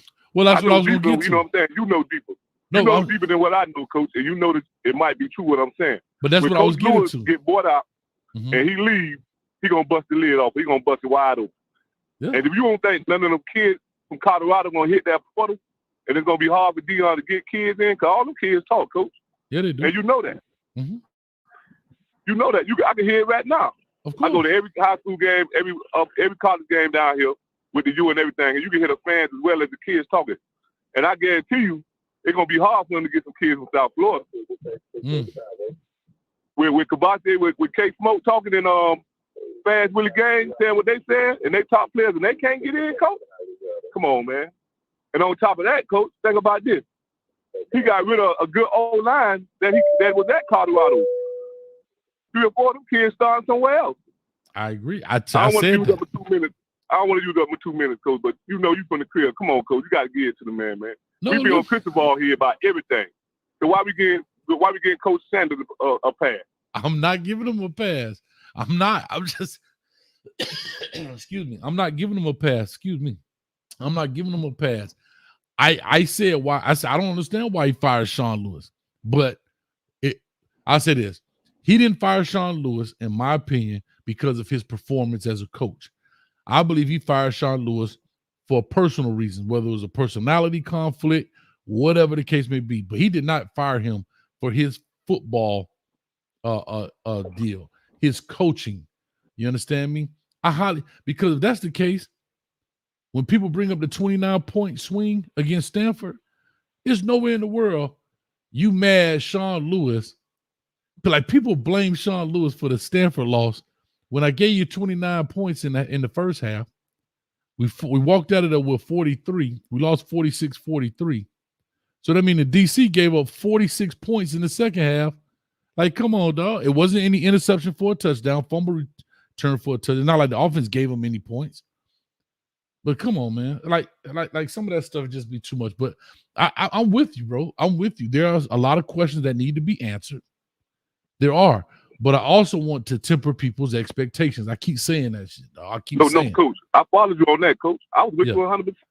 Yeah. I looked at the schedule. Ain't no way you thought Dion was going to be successful on his first year bringing in kids from the portal. Right. Not 5 stars, not, you know what I'm saying, they say they were gangsters.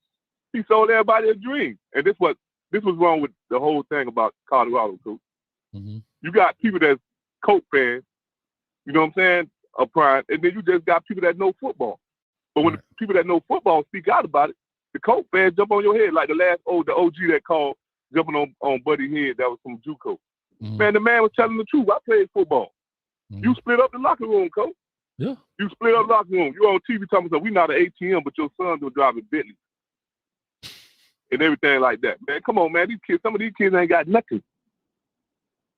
But your son's around there flossing. You split your locker room up right there, Coach. You know you would have cut that out, Coach. You would have watered that down. Let's be a G about it, Coach. You would have watered that down. Yeah.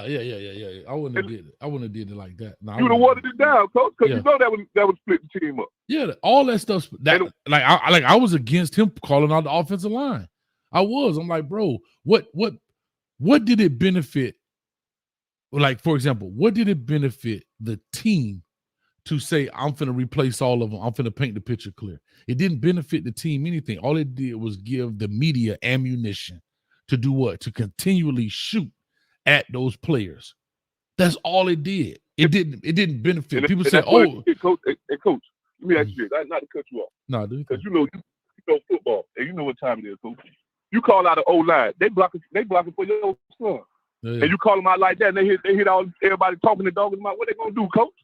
They're gonna be open season right on your jit. And that's what happened to him, Coach. Yeah.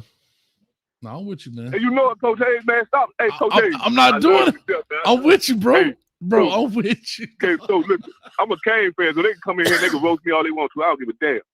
You see what I'm saying? But I'm gonna tell you this. I guarantee you it's gonna be hard for him to recoup. Because one thing about that video, that fans with the gang and Smoke them saying, man, all them kids talk. And you know it, Coach, they all on everybody, all of them on each other's Instagram. When the season over with, and they ain't gotta be quiet, and they ain't gotta worry about not getting cut, because most of them gonna hit the portal from Colorado anyway. You know what I'm saying? Mm-hmm. All the truth gonna come out. And let's see how the Coach fans think about that. Somebody gonna speak on it. Somebody gonna come out, and somebody gonna reveal what's going on, man, when they come out to it, man. Hey, one more thing, Coach, because you observe everything like me. That last game, not the game tonight. The last game when you seen Bucky video on the team, right? And you seen Sean Lewis, you seen all of them get off the Colorado plane. All of them had on Colorado gear. What Sean Lewis had on, Coach? I don't know, because I don't watch the well-off media videos like that, so I don't know. What did he have on? He had on plain clothes. Yeah. With a Louis bag. He out. Listen. And people are talking about, well, Sean Lewis didn't get fired. He didn't get demoted. He stepped down. Listen, you could call it what you want. You can call it spaghetti and meatballs. I don't care what you call it. When you are no longer doing something that you used to do, that means you have been stopped from doing it. I don't care what term you want to use. I don't care. But how you step down, but you still out there signaling, you still right there when it comes to what? When it comes to talking to him, because Pat Shermer upstairs. But you're not the one giving the final call. You can call that whatever you choose to call it in life, but your ass got fired. It's just what it is. Just what it is. Hey, Coach, let me tell you but I got to push on, dog. Come on, talk to you. I got to put. But go ahead, one more thing, Coach. One more thing. I just want to hear this. Why everybody blaming Coach Klein? Like, I hear all these people talking about black, all this. Man, it's football. at the end of the day. He brought in his homeboys, coach, who I don't think that's qualified to coach in Power 5. Mm-hmm. Just like you tell your kids you got to leave your homeboys behind when you make it. That's the same way with your homeboys. You got to go hire qualified linebacker coaches, D-line coaches, and everything. Some of them you probably can't hire, dog. Can I tell you this? And I'm not making an excuse. I'm being dead serious. Some of these agents are telling coaches, don't touch that job. It's too volatile right now. You have to remember this too. Hold on. I'm just saying, right? Hold on. Hear me out. I don't know what you do for a living, but it's just hypothetical, right?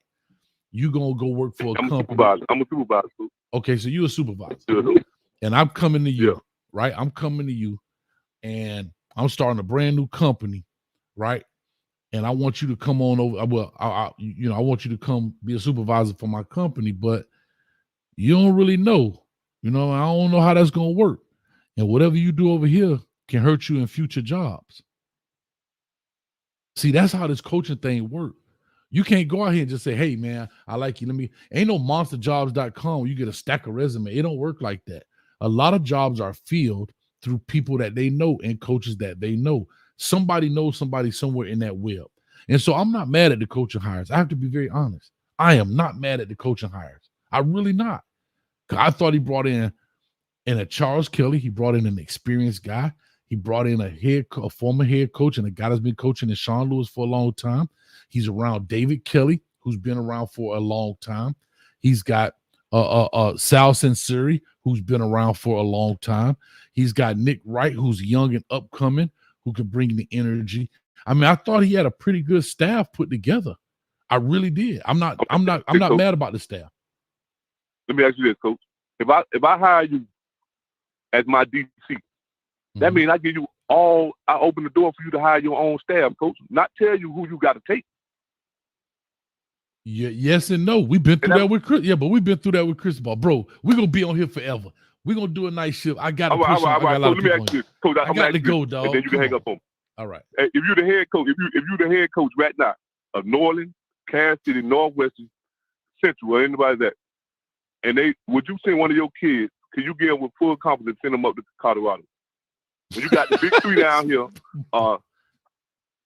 it depends. I say you got that's a good one.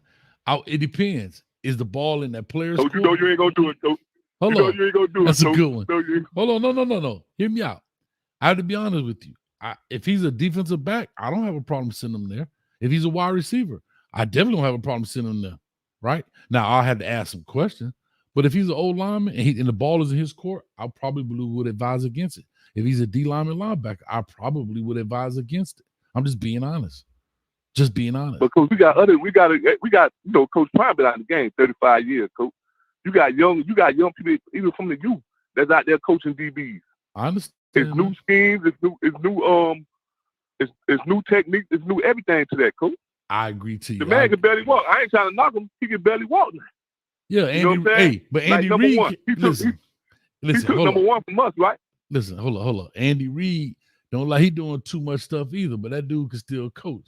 So let not. Hey, that's a gangster right there, Coach. That's a gangster right there. That's all I'm saying. I got to go, dog. I love you, bro, but I got to run, man. Appreciate it, brother. All right. Hey, I'll let you go. Always the crib, man.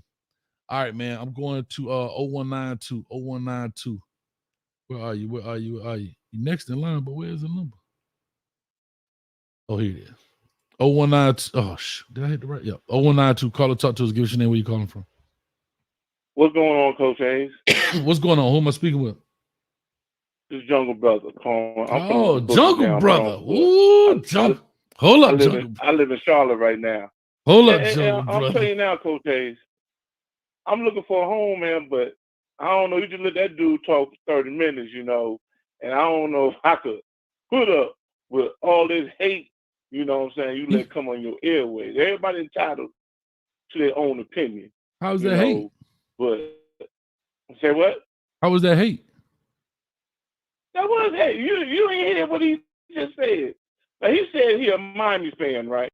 Mm-hmm. He said he a Miami fan, right? Okay. Next time somebody say, Colorado ain't my team, I'm a Miami fan, ask him who the linebacker coach of their team. Ask him.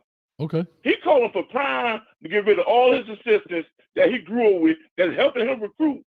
Make that make sense. If Dan Lanning hired his neighbor's son for the video coordinator, pay him $9,000 a year, is anybody gonna know about it? But listen, is anybody gonna call in? Can I tell you this? Is anybody gonna call in But and hold on, say Jungle they Brother. need to lose their job? Jungle Brother, I agree with you. That's why I told him. I said, dog, coaching doesn't work that way. So what you're saying, me and you totally agree. And I told him that. It doesn't work that way. You don't just go get somebody down the street. You usually get guys that you know. So we on the same page with that. I get you. I totally understand. mean, they couldn't tell you the position coach on any other team, but now they're talking about Coach Prime. He need to get rid of his assistants. Not the coordinators, but the assistants. But this ain't what I called about. I hope so. Your poll question was, is Prime first year a success, right? I said Colorado Or season is is it on I par? said is Colorado season is success, on par, or failure. Mm-hmm. I'm gonna say it's a success. Okay. And I'll tell you why. Talk to Okay, me. the first job of a coach is to secure funding for your program, right? That's a success. Okay. You know what I'm saying? Because we all know these Power 5 head coaching jobs is a CEO job. Like Pepsi, Coca-Cola, you got to secure funding for your program. Prime has done that. Okay. Second job is to field a competitive team. Now, I ain't say win every game, but field a competitive team. 8 of your 13 games, or 8 out of your 12 games has been decided by a touchdown or less. Okay. That's competing. You know, he got the roster. If he had the roster for a 9-3, 8-4 year, that's given. But certain decisions or ref indecisions change the course of the game. Okay. You know, and the third job is to recruit and give the fan base hope. And that's a yes. Everybody gonna be watching the spring game. Everybody's gonna be in tune to signing day. Everybody's gonna be in tune to the portal. What's going on with Colorado? It is buzz. I say it's a success, in my opinion. Nothing wrong with that. You're entitled to that, and that's fine. I've always said it was successful. I didn't say it was a failure. I thought it was a success too. I think it's a successful season. First year guy, gutted the team, right? We basically plugged a new team in. Now, through that process, I do think there were some things that were overlooked and missed, right? But however, I still think it was a success. I don't know. I don't have anything. Me and you have not disagreed yet. So okay, I'm waiting for some for us to disagree on. Because in the chat, Jungle Brother. Hold on, in the chat, Jungle Brother, we always seem to knock heads, or you seem to say something. So I'm waiting for us to disagree. Okay. And you was talking about the Utah game. Nobody want to talk about Can the I ask Utah a question? game. Can I ask one You know question what I'm first? saying? Can I ask you one question? Yes, sir. Do you think I'm a hater? Yes, sir. Do you think I'm a hater? You on the fence, coach. You on the fence. I'm asking. I'm asking. Do you think I am? No. Okay, well, never mind. You're not a hater. All right, you know what I'm saying? But continue your on, please. practicality, it could be swayed sometimes. Okay, but I'm asking. It's either I am or I'm not. No, I won't say. I won't say you a hater. All right, so today, coach. You know what I'm saying? Okay, what day was I hating? We're talking about. You was hating when they were talking about Travis Hunter. When you and Chico was going back and forth, and y'all was talking about whether Travis should play cornerback or wide receiver, and you were saying Travis is not a cornerback. You know what I'm saying? This is after the Stanford game. That's not what I said. That's not what I said. I said I said he is a better wide receiver than he is a cornerback. I didn't say he couldn't play cornerback. I didn't say he couldn't play cornerback. I said there are several reasons why I think he's a better at wide receiver than cornerback. First is, I've always said, his overall speed, right? His overall speed has always been in question. Even Travis Hunter himself said why he didn't run track was because he didn't like losing. So that tells you his overall speed is an issue. And if you look in the NFL, these cats got fire coming off their cleats. But if you look at his ball skills, the way he tracks the ball, the way he attacks the ball, the way he knows how to get open, the way he knows how to do scramble drills, I think he's more dynamic at wide receiver because speed on that side is what you make it and how you create it. You don't have to always be the fastest to be the most effective. But if you're a DB, you got to be able to keep up with the Jamar Chase, with the Tyreek Hills, with these guys got blazing cleats on their doggone feet. And so therefore, that's why I said that. But I never said that he couldn't play cornerback. I just felt that he's a better wide receiver. But anyhow, continue, my brother. Okay. I don't know if you watched the Well Off Media, but right before the Stanford game, he spent the whole week. He spent the whole week playing on offense as he was coming back. You know what I'm saying? And he didn't have his best game on defense against the Stanford game, but he had 13 receptions, right? Mm-hmm. Then during that bye week, he said, well, I'm going to dedicate myself to just defense. You know, he practiced with the defense before the UCLA game. And what he had in the UCLA game, he had 2 interceptions. So I believe whatever he put his mind to that week is what he can dominate on. You know what I'm saying? Now, I'm not saying he's not a football player. I'm not saying not a football player. He's a legit football player, right? He understands this game. I think he'll be a hellified coach. I really do. I don't know if that's something he wants to do. I think he'll be a hellified coach because he understands film. When he broke on that play where he kind of fell on his knees and caught that ball on that little quick out, bro, that's strictly from watching film. That wasn't even reactionary. Right. He anticipated that because I guarantee he recognized the formation, the split, and the personnel, and he said, you know what? They like to run the out with the up. And guess what he did? He jumped out. Like, that's being cerebral. But at the end of the day, I get it. But anyway, last piece, if you don't mind, because I got 14. I got 14 people like your boy. I think that was Jonas or either Studio One Live. No, that wasn't. That wasn't either one of them. That wasn't either one. But go ahead. Oh, kind of sound like. Okay, the Utah game. I'm gonna be quick. Travis was not out of bounds. You know what I'm saying? I agree with one of your callers who said the Pac-12 network got the worst TV coverage. He was not out of bounds. You know what I'm saying? If you look at his tippy toes, he had green in between that white. That means he's in bounds. They call that touchdown back.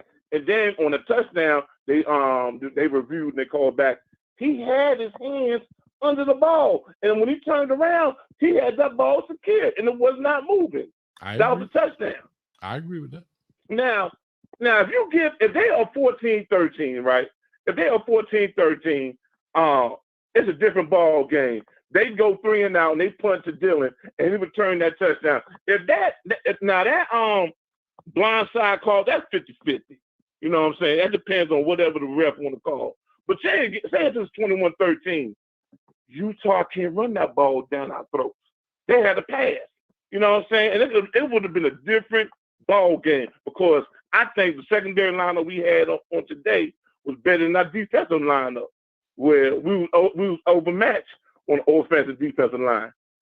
So when I say we had a 9-3 roster, these little calls, these little decisions is what separated us from being 4-8 and 8-4 or 9-3. And thanks for having me, Coach. I'm gonna go ahead and go off the air and listen to you rest of your show, man. Appreciate it, Jungle Brother. Glad you called in, man. Don't be a stranger, brother. I won't be a stranger, but I'm telling you now, it's gonna be a long season, Coach. And a whole lot of callers are gonna be calling, talking about daddy ball and and how good Ryan Staub was and holding the ball too long. I'm telling you now, Coach, every time I tune into your show, I'm gonna have money set aside to send to your cash app, right? Every time I hear daddy ball and Shador holding the ball, I'm deducting. All right, here we go. I saw you put in the chat earlier. How much you got right now?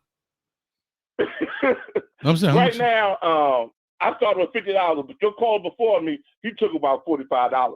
Okay. Yo. So hold up. So I'm finna end the live right now. Go in and send me my cash app. Don't nobody else say nothing else. Send me my $5, man. I appreciate it. I'm just messing with you, dog. Appreciate you, Jungle Brother, man. I'm just messing with you. All right, man. It's just $sign Coach A's football. Appreciate it, dog. All right, man. All right. Yeah, I gotta lock this because if not, I won't never get through it. All right. I suck. I know I suck. I enjoy talking to people. I don't know why I talk so long. I suck. And I appreciate all these people hanging on because they got something to say. Thank you all so much. 9152 coming to you. Hold up. Oh, 9152. Call and talk to us. Give us your name, where you come from. Hey, Coach, this is Willie from Jackson, Mississippi again. And I know I got 2 minutes, so here go my 2-minute power presentation. All right. First of all, in what atmosphere, stratosphere The 2 games below 500, 4-7 are success. That's bullshit. That's bullshit. Now, I watched Deion Sanders get out-coached twice in the Celebration Bowl. Out-coached twice in the Celebration Bowl with 2 fake punts and 2 consecutive fake Celebration Bowl. Carolina shouldn't even been in the game. The second Celebration Bowl he played, he left his best defensive players at home. He left like 9 of them all. How in the hell? And then for that DDR that was crying a couple callers ago, I don't care. I want y'all asses to cry because I said you wasn't going to win but 3 games. You got 1 over on me. But I bet your ass don't win but 3 games next year. You ain't going to win but 3 games next year. And I ain't got time to sit up and explain why I don't like Deion Sanders. I understand Coach and what he's doing. And I love you, Coach. Thank you, man. Keep doing what you're doing. But I got your back. I got your back. I appreciate it. Anytime you got Wilkerson and Smoke 2,000 yards backs, and you're not giving them the ball, and every time they get the damn ball, they running 4 yards, I'm not a Colorado fan at all. I hope their ass lost every game, to be honest with you. But I'm for those players. Yeah, Hunter got a touchdown call against him today. But he was out of bounds. I don't care what you say. He was out of bounds. I'm going to call it like I see it. But the touchdown he called in the end zone was a touchdown. It was. I'm going to tell you something else. DDRs. Some of these same people that calling on here and making up these excuses, you know how you get Chico and all the other people all caught up in the bind. And I hope they go back and look at this stuff because you look like a 5-year-old child trying to argue with a grown person. Some of these same people, some of the same people talking about they're going to get 10 wins, 9 wins. And it's not going to work. And we've been telling you all the damn time. When he was here in Jackson, he out-talented the rest of the SWAC. I wish you had covered more of the SWAC, Coach. He out-talented the rest of the SWAC. That man can't fucking coach. He can't coach. He can't coach. We got a chance to see him 3 fucking seasons. We know he can't coach. He's a big motivator he's a recruiter. He can recruit people. He's good at what he do. He's good at a father. He's good at playing daddy ball. So go get your $50. Go get your $100, buddy. Because that's what it was. That's what it's always been. That's what we always been saying. Go back and look at the hundreds of videos in the past of other podcasters. That's what we've been telling you the last fucking 4 years. That's all he is. I got your back, Coach. No, he can't coach. No, it's not a success. Only in baseball, I'm a baseball guy. Only in baseball you successful when you fail 7 out of 10 times. But even then, you have to stay above 500. Even then, you have to stay above 500. So if you 2 games below 500, that DDR is about to cry. Jackson State is 7-4. Colorado 4-7. Talking about sometimes damn blueprint. What blueprint? What blueprint? Coach, when you had Chico on the other night and you was talking about the other black coaches that's up for head coaches' jobs, tell these damn DDRs and these prime ministers to go and stand behind them like they stand behind this damn celebrity. Tell them to stand behind all the people just like they stand behind the celebrity. Celebrity worshiping ass. Man, look, let me get off of here. Thank you for taking my call. I appreciate it, man. Willie from Mississippi. Sound like he dead serious. Louis Don, 357 for the $9.99. Hey, Coach, Bucky went on off script the other day and said that off script knows the real reason why Lewis was moved. You got the plug, share with the members. I don't know. I'll holler at old Scotty and see what he say. Appreciate the $9.99. Thank you so much. All right. We're going to a member up in here, Ray from Georgia. Ray, how you doing? How it feel to be a member? How it feel to be a member, Ray?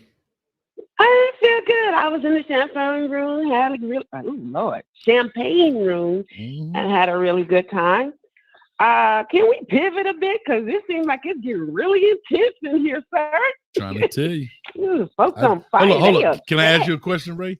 When we were in the champagne room, didn't I tell you it was going to get like this? Did I not tell you? I say you did, but I didn't think it was gonna. I really wasn't expecting this. I told you this was gonna happen. But go ahead. Yeah, just like they've personally been violated. I don't know, but let's pivot a bit. Let's change the tone a bit. I have a question. I started with Colorado. I didn't watch much with Jackson, but I've seen every Colorado game. And when they won that TCU game, yes, I was guilty. I was thinking I had high expectations. But when we got to that third game, I lowered those expectations tremendously. So my question to you then, I have like 3, and I hope I have the same amount of time as the people before me that went on rants. But I was wondering, so I have the expectations for next season, because I'm one of those people who think this year was a success because he brought revenue to the school. He brought revenue to the businesses in the community. And from what I understand, the real Colorado fan base, they love Deion and Shador and Shiloh and the team. So that's what matters. And all the fair weather fans or the people who are hating or whatever, that really doesn't matter. I would fall into the fair weather fan because I'm only a Colorado fan because of Deion. So, but considering the fact that he built this team basically from scratch, yes, I would have loved for him to go to a bowl, but he didn't make it. I still think it was a success. They did well. I don't feel like Shador gave up on the team or anything. The young man was injured last game. Maybe people didn't watch that game. I don't know, but he was injured. And I was so happy to see that he didn't play today, because if he did play today, then that would have fed into the narrative of his dad's trying to pad his stats or whatever.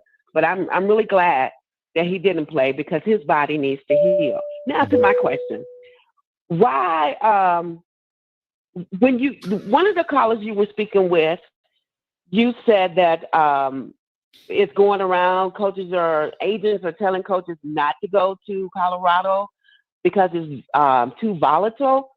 Why do you feel that way? All right. So why that is? Okay, so here's the thing, right? One thing about coaching, every situation is not a good situation, right? I'm not saying that Colorado is not necessarily good, but Colorado was unknown. It's an unknown situation. So here's what I'll explain to you quickly, right? Like they say, you ever heard the saying, all money's not good money? Yes. Okay. So sometimes you can go into a situation. Here's a perfect example with Sean Lewis. And I'm not saying this here. I'm just using it because I know you know who these people are. So, so Sean Lewis is a head coach at Kent State. Some people should have. Some people probably advised against him leaving your head coach job to become an offensive coordinator at Colorado, right? I'm just assuming. Like I'm just saying how these things go. One, how is it going to be? What is it going to look like? If you go there and it turns out to be a disaster, you could kind of reset your career, right? A lot of people are not hiring. Just hear me. I just follow me on the words a little bit. Just take them for the face value. And I'm talking to the chat as well. You normally take jobs that's going to help catapult your career, right? So if I'm a Kent State head coach, I might take a coordinator job at a Power 5. So it would catapult my career into becoming a head coach at a Power 5. There are some people like Billy Napier who did what? Became a head coach at Group of 5, did well enough, Florida gave him a job. Well, I don't think that Sean Lewis did well enough at Kent State to catapult his career to a head coach job. So he said, let me be a coordinator. Here's where the problem lies. You're now at Kent and you're now at Colorado, and in the middle of the season, whether people want to call it stepping down, got moved, fired, demoted, whatever you want to call it, you're not in the same role that you were before. Does that look like a good move or a bad move at this point? It looks like a bad move. And I'm not saying it's Colorado. It could have been anywhere. But what I'm saying is, it looks like it backfired. It looked like you're playing kind of backfired because it's a lot of unknown. But here's the deal: if you had a chance to say maybe go to Alabama, the likelihood is that you'll succeed through that and it'll catapult you into another career. We've seen it done with Sarkisian, Mike Loxley, Lane Kiffin. I mean, the pattern is there. Right now, Colorado doesn't have a pattern, so you don't know what they expect. And you know they always say you don't ever want to be the first, right? Right. And that's kind of why I said that. So some guys are like saying, you sure you go over there? Do you want to be a part of this? And here's another reason why I say that. Coaches around this community, they're looking at it as if it's a circus. Let's not act like that's not how coaches are looking at it. I'm talking about, you see all the people that came out, Pat Narduzzi and all these people, and they're looking at it. And now you were a part of that. So now when I go to Pat Narduzzi and he look on me, or you recommend me to go to Pat Narduzzi, oh, nah, he was on Deion's staff? Nah, I'm straight. I don't want that kind of stuff over here in my program. Again, I'm not saying so that's a bad reflection on Deion as well. Well, right, and I'm not saying this. I'm not saying he's right or wrong. I'm just talking about how the coaching industry works, right? It's almost kind of like people like Lane Kiffin got that stigma about him, and people like, should I go over there with him? Because there's a lot Lane Kiffin got the stigma of not staying anyway. He just ups and quit. That's the stigma he has. But that's the narrative that's been pushed. But where's he going? Where he's upped and quit? He's been fired everywhere. One job he's left was Tennessee. Other than that, he left. Tennessee. Okay. That's the only job he up and left. He been fired. Was fired from the Raiders. Was fired from USC.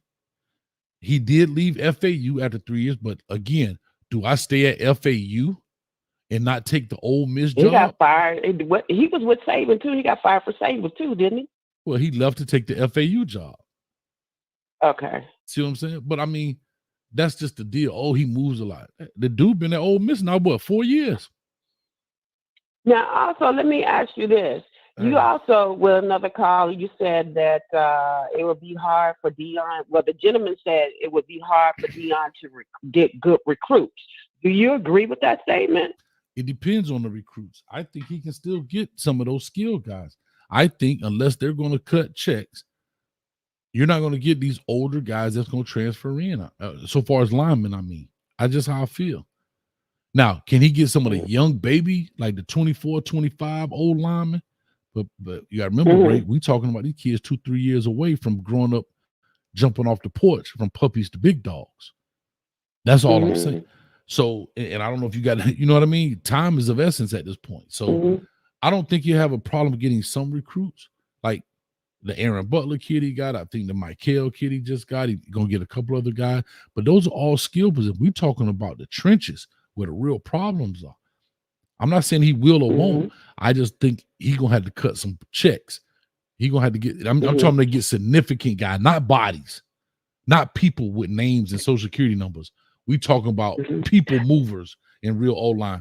But Ray, you know I love you, and I love you, and I love you, and I love you. But I got to run. Wait. Now, I'm not familiar with the Big 12 conference, so I have the right expectation for the new season. Is this conference more difficult than the Pac-12? What's the proper expectations these fair weather Colorado Buff fans such as myself should have? It's college football, Ray. It ain't never going to be easy. When people start talking about them conferences, none of this stuff easy. It's college football. See, people looking at conferences from back then. It is so much parity now in football with transfer portal, with national recruiting, with all of that stuff. You see how even these teams, Kansas has gotten better. Kansas has gotten better, right? Like Purdue was in the Pac-10, I mean, in the Big Ten championship. It's just so much, but I gotta run, Ray. I love you and I appreciate you. Okay. That was all my questions. All right. Thank you for answering them. Thank you. Bye now. All right, that's Ray. The ladies know that they be having me handcuffed. The ladies don't let old coach go. I be trying to go. They won't let old coach go. 0752. Call or talk to us. Give us your name, where you calling from. 0752. Caller going once. Caller going twice. 0752. Uh-oh. Oh, well, you got to go. Hit him with that Tamara D. All right, here we go. 0154. Call or talk to us. Give us your name, where you calling from. What's your thoughts about Colorado? My name is Julius. I'm from Denver, Colorado. All right, Julius from Denver. No, sorry. Go ahead, Mr. Hayes. Coach Hayes. No, I was just saying Denver. I said from Denver, Colorado. All right, what's up? Oh, no, I was just calling in because I think people have the misconception down here with the Colorado team. I think one thing people got to understand is, I take one of Mike Tyson's great saying is, you love by God, you're also going to be loved by the devil. And sure. Deion is a chef. He's taking a little bit of this, a little bit of that, a little bit over here, a little bit over there to figure out what it's like to be in Power 5 when it comes to college. And I think he's being lined up for the perfect storm. You take a test right here. You see what works because you got 75 new players coming in or whatever the actual amount was. You see what works, you see what you need, and you see what you need to build around. Now, going into next year, you get to go into the Big 12, so you know what you need, you know what the problem is, you know what holes you need to plug in, and what you need to do to get better. And plus, you get to start over. You already have the attention, you have all the eyeballs, you have the money coming. There's no need to experiment anymore. You just need to find what you need, plug it in, which should be very easy. But, I mean, I don't call this year a success. I call it just progress. People have to learn how to enjoy the journey. It takes time. You can't walk before you crawl.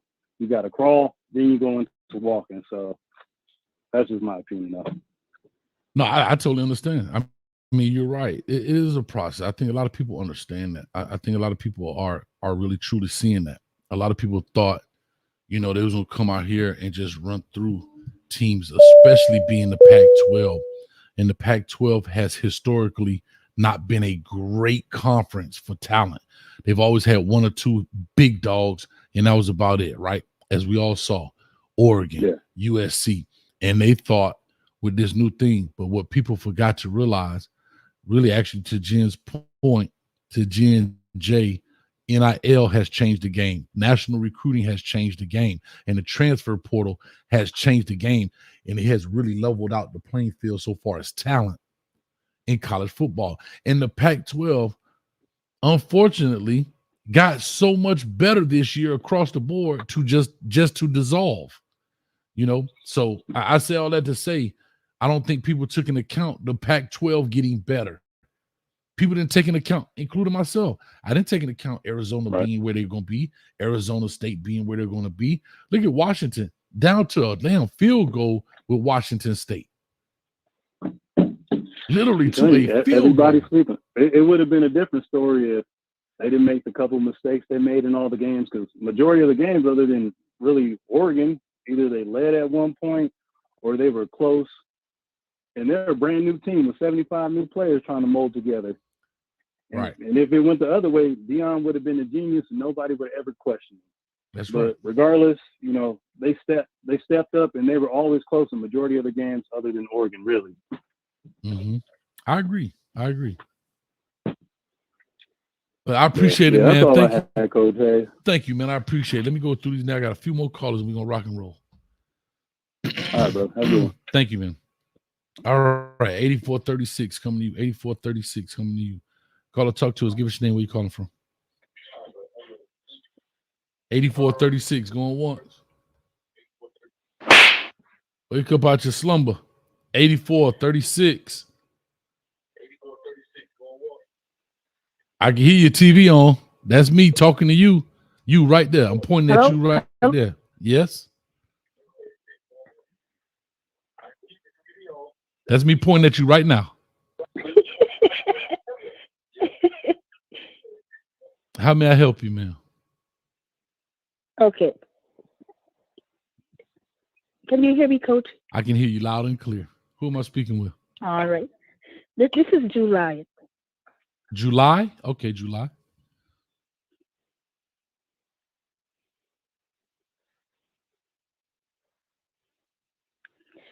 Now, again, just to go back to, you said that you did not watch Deion when he was at JCU. That's correct.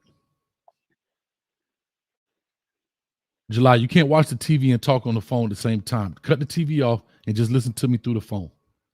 There's going to be a 10-second delay. We're going to be sitting here like we're talking crickets. So don't worry about the television. Cut the TV off. Is that better?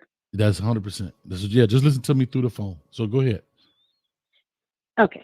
So I just wanted to, with all the stuff that's going on, with everybody looking at Coach Prime and just dogging the man out, not giving him a chance, I just want you to go back and watch a few of the documentaries from JSU. Okay. Right? I saw those. Go back and watch. I saw the documentaries. I saw the documentary. I just didn't watch the games, but go ahead. Okay. So did you see when the water crisis and how he took care of his players and he was there with his players? That's the type of caliber of a man that he is. And throughout all these discussions that I'm hearing, I don't hear anybody giving him the credit for the type of caliber of man that he is. What is wrong with a man having confidence? See, I don't want to go back to the black and white thing, right? Mm-hmm. He's black. I don't want to go back to all of that, right? Because that's a done deal. Okay. But the caliber of man that he is, I don't hear anybody giving him any credit for that, right? We're just all dogging him out, right? And nobody is talking about all these other coaches when they lose, right? And I hear grown black men just dogging this man out, mm-hmm. not giving him the credit that I think he deserves. Mm-hmm. And people can say, "Oh, you know, you want to call me a coach? That's fine." Are you? I've been watching you from day one, Coach. Okay. Have you called in before? You've called in before. I have. So may I ask you this, Julia? May I ask you this, Julia? It's Julia, right? Julia, that's my. Oh, Julia. Okay, I apologize. Yes. Okay, Julia. Do you know now? If you say I called you a cult, that means you feel like you may be a cult member. Remember, I have a definition for the cult member. If you are one of them, then that's okay. If you're not, that's okay also. Do you know my definition of why I call people Colorado cult members? Do you know what? No, please. Let me hear what you have to say. So if you don't know, then you can't say I called you a cult member. A cult member is a person who doesn't want to look at anything beyond what it is. There's nothing. And remember, we're talking about the sport of football. I'm not talking about Deion Sanders, the man. We're talking about his role as a coach. Remember, there's two different people, right? There's Coach Hayes, the YouTuber, and then there's Coach Hayes, right? There's two different entities here, right? And so who you are as a person doesn't necessarily reflect what you do as your profession. And when it comes to cult members, as I call them, you can't tell them anything. There's nothing you can say. If I say, hey, Deion Sanders, they missed a field goal. Yeah, because the wind was blowing too hard. It's nothing there. Like, hey, Deion Sanders, you know what? The team lost. Yeah, because all the team had on black socks. It'd be like asinine stuff that comes out of their responses. And there's nothing you can say. Trust me, I got a dude on here right now that's part of one. Well, you're a great moderator. Don't get me wrong. I don't think you're a hater. You're a great moderator, right? Thank you. Mm-hmm. You're a good instigator, right? A good instigator. You know how I like to that get people to respond. Okay. I'll take that. Which is wonderful. I appreciate that. Okay. But what I'm saying is, when I hear you talk sometimes, I can see why other people think you're a hater. Okay, right? Because I haven't heard you said anything where you say, okay, let me give this guy a chance, right? He's doing this, he's doing that, and nobody is putting any blame on the offensive coach, the defense coach. Like this guy, today is the only day I didn't see anybody run after the friggin' quarterback. Yeah, he didn't the play. Only game. Because he didn't play. They knew it was coming in every single game. They knew it was coming. They're after Shador, period. So July. And those defensive coaches, like, just sit there and allow him to get beat down. So July, if I'm saying it correct, here's the difference. And I think this is where a lot of people don't understand this game. Coach Prime is the head coach.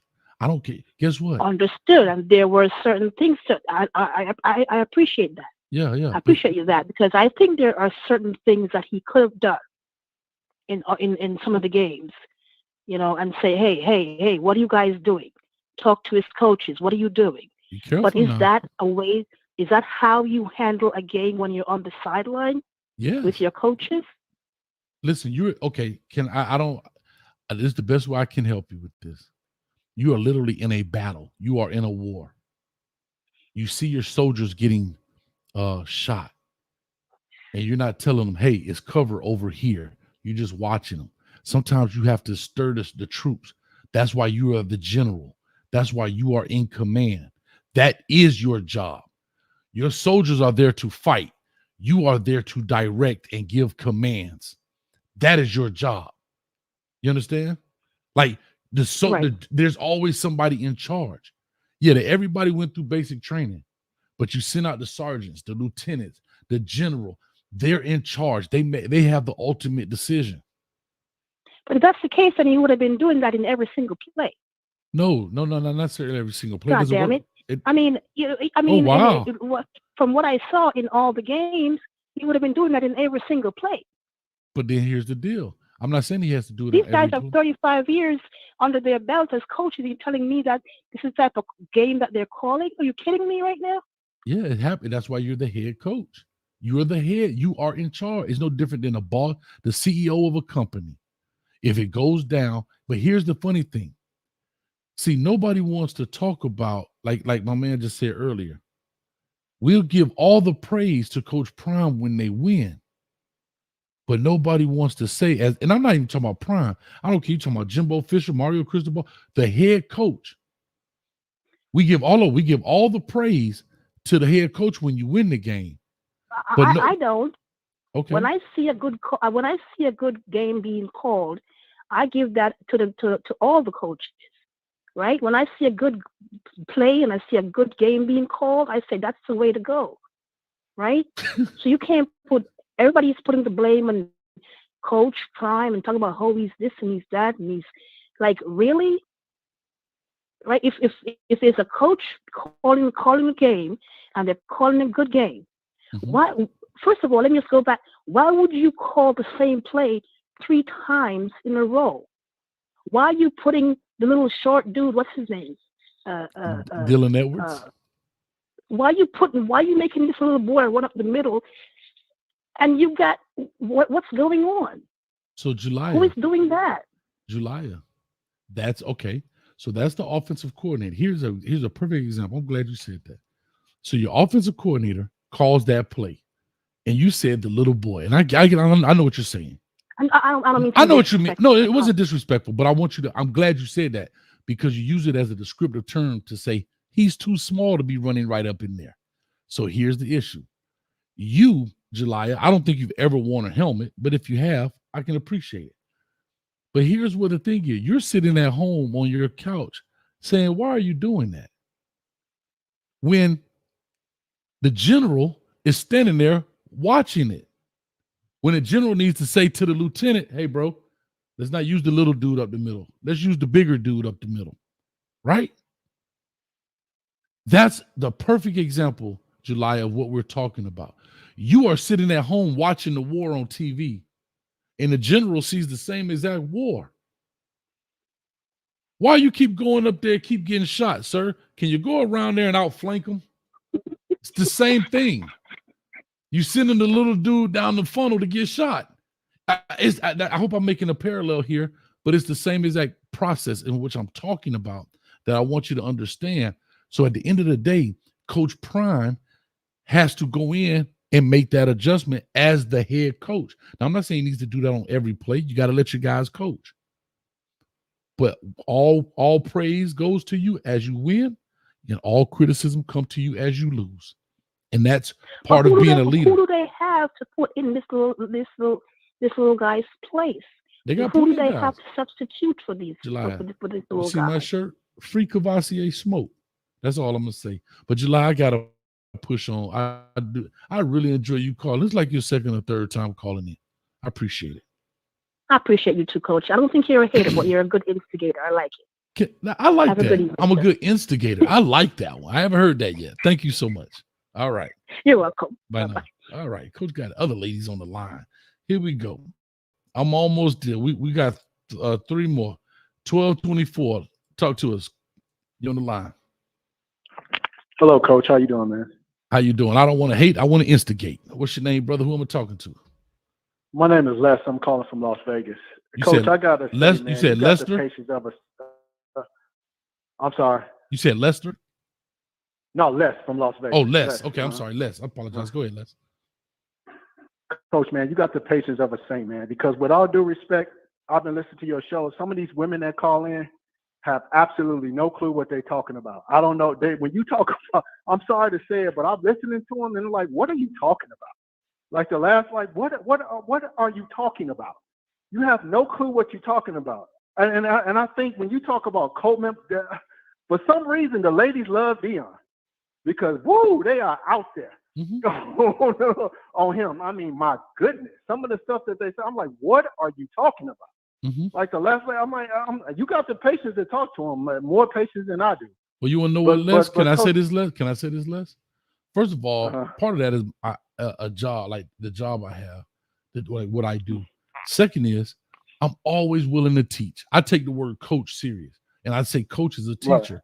And if somebody comes, I can tell based on the questions that they may not know or understand what's going on. So that's why sometimes I get long-winded. I know people be like, and some people want me to be rude and just hang up on them. I'm not built that way. I told you, I'm a paper tiger. So my job is if I try my best to try to educate and teach them. So guess what? 2 things happen. One, they can say when they come to Coach A's show, they're going to learn something because that's the whole premise of my show. I'm not a breaking news channel. I'm not here just to blow smoke up your butt.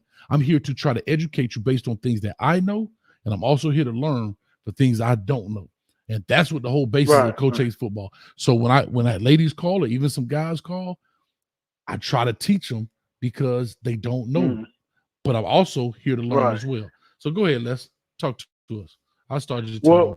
Well, Coach, I've been in the sports gambling, handicapping, sports betting industry for 22 years. Okay. I work for the MGM, and maybe you should come out here because we could use your expertise in setting some of these lines and some of these, football games. So, call me, I got you, dog. We'll make it happen. Because I love your insight, Coach, man, and you hit the nail on it. I don't think you're a hater. I think you're a realist. If you've been around football, you know college football. Let me tell you something, and I'm sure you know, in the last 20 years, there's only 4 active coaches that won a national championship that's coaching right now in college football. That's it. That's Dabo Swinney, that's Mac Brown, that's Nick Saban, and Kirby Smart. So think about that. In the last 20 years, there's only 4 coaches that's coaching now, active head coaches that have won a national championship. And here's the Jimbo sad part. Fisher won a national championship, but he's gone now. Urban Meyer, he's not coaching. But so when people think people don't understand how hard it is to build a championship team. It's like they think you can go into your local supermarket and cook in a meal and say, well, I need some ground beef. Let me grab a pound of ground beef, some Lowry seasoning salt, some salad, and I'm gonna build a 5-course. No, it takes several top 5. Think about the teams that's the Jim Harbaughs to Michigan, the Ryan Days at Ohio State. They've never won a national championship. The Lane Kiffins, he's never won a national championship. Ryan Day. These are top 5. Ryan Day. Yeah, these are top 5 programs that have top 5 recruiting class every single year. Jim Harbaugh. And they're not even Jim Harbaugh. Ohio State's not even going to the playoffs. So the fact that you think that a Deion Sanders coming in 2 years is going to all of a sudden recruit somebody out the portal and he's going to automatically take Colorado, who has never been a traditional winning football team, to the top of the mountain, winning championship. It doesn't work that way. I don't understand what people don't understand. That doesn't work. It takes years to build a championship football team. And I don't know what people think. I don't care what Deion did in the NFL. That doesn't matter. Nick Saban never played a day in the NFL. Right. Neither did Lane Kiffin. Neither did any of these coaches. Neither did Matt Brown. They championship. Kirby Smart never played in the NFL. But they championship coaches. It's levels to this. Right. And it's not. And I don't understand what they think is going to happen. Nothing is going to happen next year. You're going to be in the same position this year as you win the next year. You have no offensive line. You have no defensive line. You haven't had the continuity. You're going to have a whole new coaching turnover. So you expect you're going to jump into the Big 12 next year and all of a sudden dominate that? Right. People don't. You got too many people, coach, that don't know anything about Deion fans. They're not college football fans. They don't know anything about college football. All they know is Deion. And they think it with their heart like, oh, Deion is not a Superman. He's not an X and O's coach. He's never been a coordinator. What is it? You could talk about Lane Kiffin and Steve Sarkisian and Lincoln Riley. You can argue about it, but they considered to be some of the best offensive minds in football, period. Mm-hmm. Deion is not an offensive or defensive mind. Mm-hmm. He's a great promoter. He's a good coordinator. And I think another thing hurt him when he got on TV and said Colorado's not an ATM. Well, I'm sorry, sir. When you got your son rolling around in $300,000 Rolls Royces and flexing $100,000 Rolexes, you can't tell players that you're not an ATM. That's not going to help you out, sir. I'm sorry. Okay? Because other teams, other programs are going to be an ATM. Mm-hmm. Okay? Because they want to win. So, I mean, I like Deion. I think Deion was a great NFL player, but I do not think he's a head coach. I really don't. I think, to me personally, this is my opinion, it was a money grab. Colorado was willing to pay him, and he got that money, and I cannot see him staying there after his sons leave. Because to me, he's not building a program. Mm-hmm. He's just trying to get a quick fix through the portal to try to get a good enough team to front off his son. And that's what I see. And I'm not being a hater. That's what it looks like. You cannot win a national championship through the transfer portal. You can't do it. Yeah, it's hard to do. I mean, you got to do it from the ground up. You got to have those recruits coming through your program. And I'll say this, man. I'll say this, Les. It kind of closes out. I got two more callers. I'll say this, Les. Those are the cult members I was talking about. So when I was talking to Jelaya, those are the people who think they have no clue. They don't understand this process. When they look at football, they think PE class. Like, y'all just go out there and play kickball. Y'all go out there and just play some football in the street. Or you go to the family reunion, or on Thanksgiving morning, the family get up and go play a little football in the backyard. I think they think it's the same type of game. And it's not. It is not. Yeah. And I don't think they truly understand the complexity of college football at this level. And so I say all that to say the real prime supporters. See, there's prime supporters, Colorado Colt members. The prime supporters, which I say I'm one of, I'm a prime supporter. They want to see him turn the program around, be ultra competitive, right? And possibly within the next couple years, really jab at maybe they've changed the whole format now, but jab at a conference title at the Pac-12, but it's no longer going to be that way. That's what the prime supporters want to see.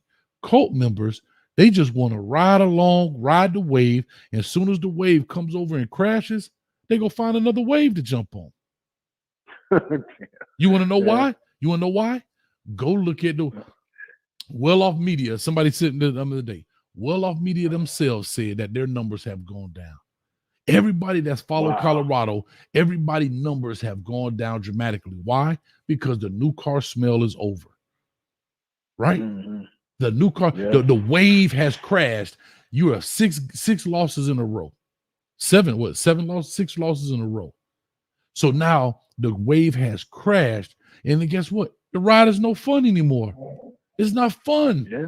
It's nothing to celebrate. Let's go find something else to do.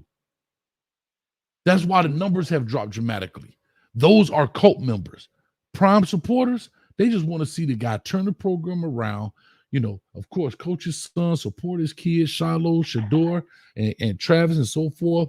Get kids better, whatever the case may be, and be very competitive. And if you happen to win those bigger things in the process, cool, no problem.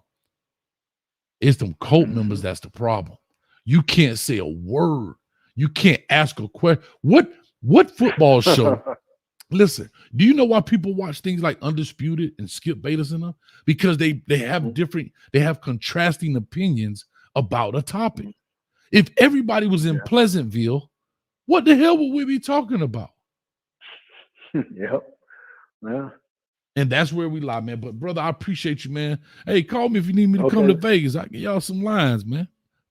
Okay, definitely. I'm dead Coach. serious, I man. definitely will. I need a trip to Vegas, man. I've only been there one time in 07 for the All-Star weekend. That was in 07. Oh man, you got to come out, man. You got to come out, Coach, man. We got to get you out here, man. Well, email me, man. Let me know, man. Email me, man. Okay, I will. Definitely will, man. Yeah, let's do it, buddy. Thank All right, you, Coach. appreciate it. Anytime. 4816, and we got one more after this. 4816. Call or talk to us. Give us your name. Where you calling from? Hey, what's up, Coach Hayes? This is Jay, Big J from the Ohio Player. Oh, Ohio Player. Talk to me, man. Sing your song. What's happening? I'm good. Well, man. I'm kind of a little disappointed. You know, the Buckeyes, they lost. You know, I saw that, Michigan bro. Again, you know, Ah. saying, but you Is know, that's Ryan the Day topic of safe? another Hold discussion. on. Real quick. Is Ryan Day safe? Dude, I'm telling you, some of them, probably a slight majority don't want them gone. I mean, seriously gone. You know what I'm saying? That's a game you can't lose, you know. Because every year they say the same old story with him until he get to Michigan. Now, it's like this. I really thought they was going to win this year. But that quarterback, McCord, I've been watching him all year. And, you know, people had their red flags on him at the beginning of the season, you know. And he's like I said, he's just not that. He's just not him. He's not that quarterback, you know. And Eric Nolan is coming, you know what I'm saying? So hopefully, you know, they can get back revitalized and, you know, go from there. I think Ryan Day should stay. You know, I personally like Ryan, Coach Day, you know, think he did a tremendous job with the program, but this is one game you just can't lose, you know, against Michigan. You know what I'm saying? I got you. That's, you know, All right. and you know, that's how it is. But getting back to Colorado. Hold on. Ohio Player. I just want to say one thing. If y'all think, I'm gonna tell you how crazy Ohio State fans are. If y'all think Coach Prime getting it bad, do yourself a favor. You want to be entertained? Go to some of these Ohio State pages and listen to their fans rip Ryan Day. Now, you would think he was the devil himself. I guarantee it. Oh, trust me, I know. I Big know. time, and So I've taken up for him. if you Trust me, think, I know this. listen, if you think Coach Prime bad, if you think he getting it bad, Ryan Day won how many games? They 11-2 now? No, 11-1. That was the only loss. 11-1. 11-1. They lost to Michigan. And right now, you could go to any Ohio State YouTube channel, and boy, you want to be entertained, go get your popcorn and listen to them people. Watch them Buckeyes go nuts. I'm telling you. Woo, So they ain't no joke. so They for no all joke. so for all these new people to college football, and y'all think this is harsh, this man is 11-1. Just lost today. And you heard what they want him fired. Fired. Hey, bro. Okay. But He anyway, came go ahead, within bro. 1 point of beating Georgia last year and going to the national championship. You know they would have beat TCU. So that's how close he was, you know. But they don't play. They don't play with that. And they that want him particular fired. game, they do not play with. You want to fire. And y'all think Coach Prime getting it bad? Shh. Y'all, well, You okay. know, yeah. Go get that Ohio I State concur. job. I But concur. anyway, go ahead, Ohio Player. We back on regular schedule program. Talk to you. Yeah, it's not just him. Nick Saban. I remember when they lost to Texas and Colorado beat Nebraska. Alabama fans wanted Coach Prime to take his spot right then and there. That's how bad it was in Alabama. The good thing they beat Auburn today, barely, but they beat them. And Washington beat Washington State by field goals. So, but like you said, it's a rivalry week. Yeah. So that's how it goes sometimes. Alabama fans And, mad about beating them at the last second. Right, exactly. Nick Exactly, Saban's he had lost washed his up. game. Oh, boy. He's washed Woo. up. He needs to quit. But anyway, go ahead. Exactly. Go ahead, man. Yeah, we got exactly. okay. Let's go He back to washed up. Colorado. Let's get back to No, Colorado. this, that, and the third. You know, so Yeah. they ain't no joke either. But Ohio State definitely ain't no joke, like we stated already. But like I said, that's a whole different topic. Hopefully you have a show just other games. What I'm saying? That would be a whole different topic. But getting back to Coach Prime, and I agree with you. I'm a Coach Prime supporter. Because I disagreed with Smoke when he had to say we could have been undefeated and undisputed national champion, going 14-0 and winning being undefeated and national champions. Now, come on, that's a bridge too far. It's like you say it. It steps to this. If Prime would have done that, you think he's popular now? He would have been on every movie, documentary, oh my God, the whole works, if he had to pull that up. That was unrealistic what Smoke said. But Coach Prime addressed him. He loves him, and he'll try to help him get on a pro team or at least get a tryout. So I'm happy with that. I think he made improvement. Yes, they're not where they want to be, but they're better than what they were. I will say that. Now 4-8 is not too appetizing, but it's better than 1-11. And like I said, Travis Hunter, Shador, and Shiloh proved they belong because they was coming from HBCUs. And a lot of people said these HBCUs is not going to make it at this level. And all three of them was elite at their position. And Coach Prime, like I said, he won, he had Colorado ranked for the first time in years. For 2 weeks, he had him ranked, so that speaks volumes right there. And also, I don't want to get perverted with everything, but like I said, Cam, I think his name was Caskell, but Cam, got from Georgia, the recruit. That was a huge recruit. He got him from Georgia. Georgia wanted him badly, and he got him from Georgia because, a lot of Power 5 schools wanted Cam, and he's with, in Colorado got him. So with that, I think they're going to make better strides. I wouldn't be surprised Coach Prime make addresses the team again and says, we're coming, and some of them guys got to go. That defensive line, as we said all year, they're just too light. They're just too light up front. They always get pushed over on the ball. It's like that Lean on Me movie when Joe Clark fired the high school coach, said, I'm getting tired of seeing our team. You know why you're getting fired and demoted? Because I'm tired of our team getting pushed all over the field. They get pushed all over the field. And like I said, if they get I think 9 positions on the offensive line and defensive line, they all can be replaced, and he knows what he has to do, and he already addressed it in his press conference. But I think they made some strides, and they will get better. All that 3 wins, that's bull crap. They're gonna make a bowl, and I won't be surprised they win 9 games next year.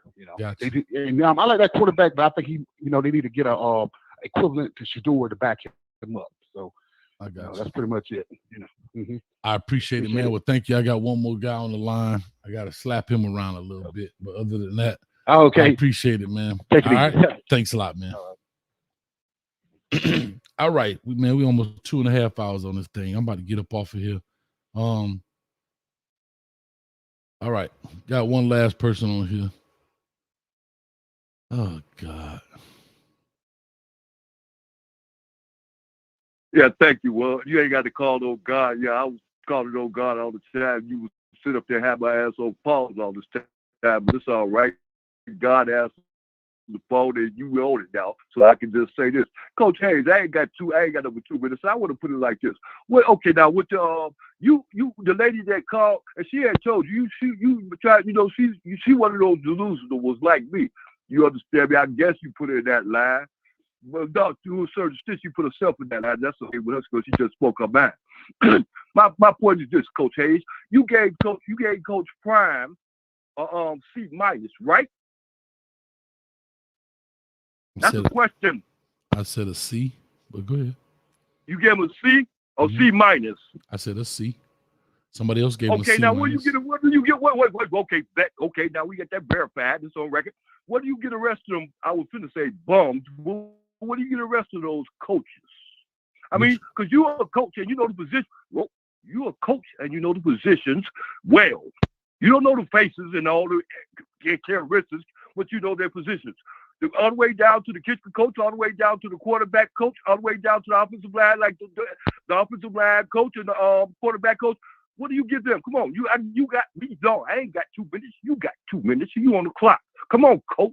Tell me, what do you give them? You gave Coach Prime a C real fast, C- real fast. Give me the rest of the scores.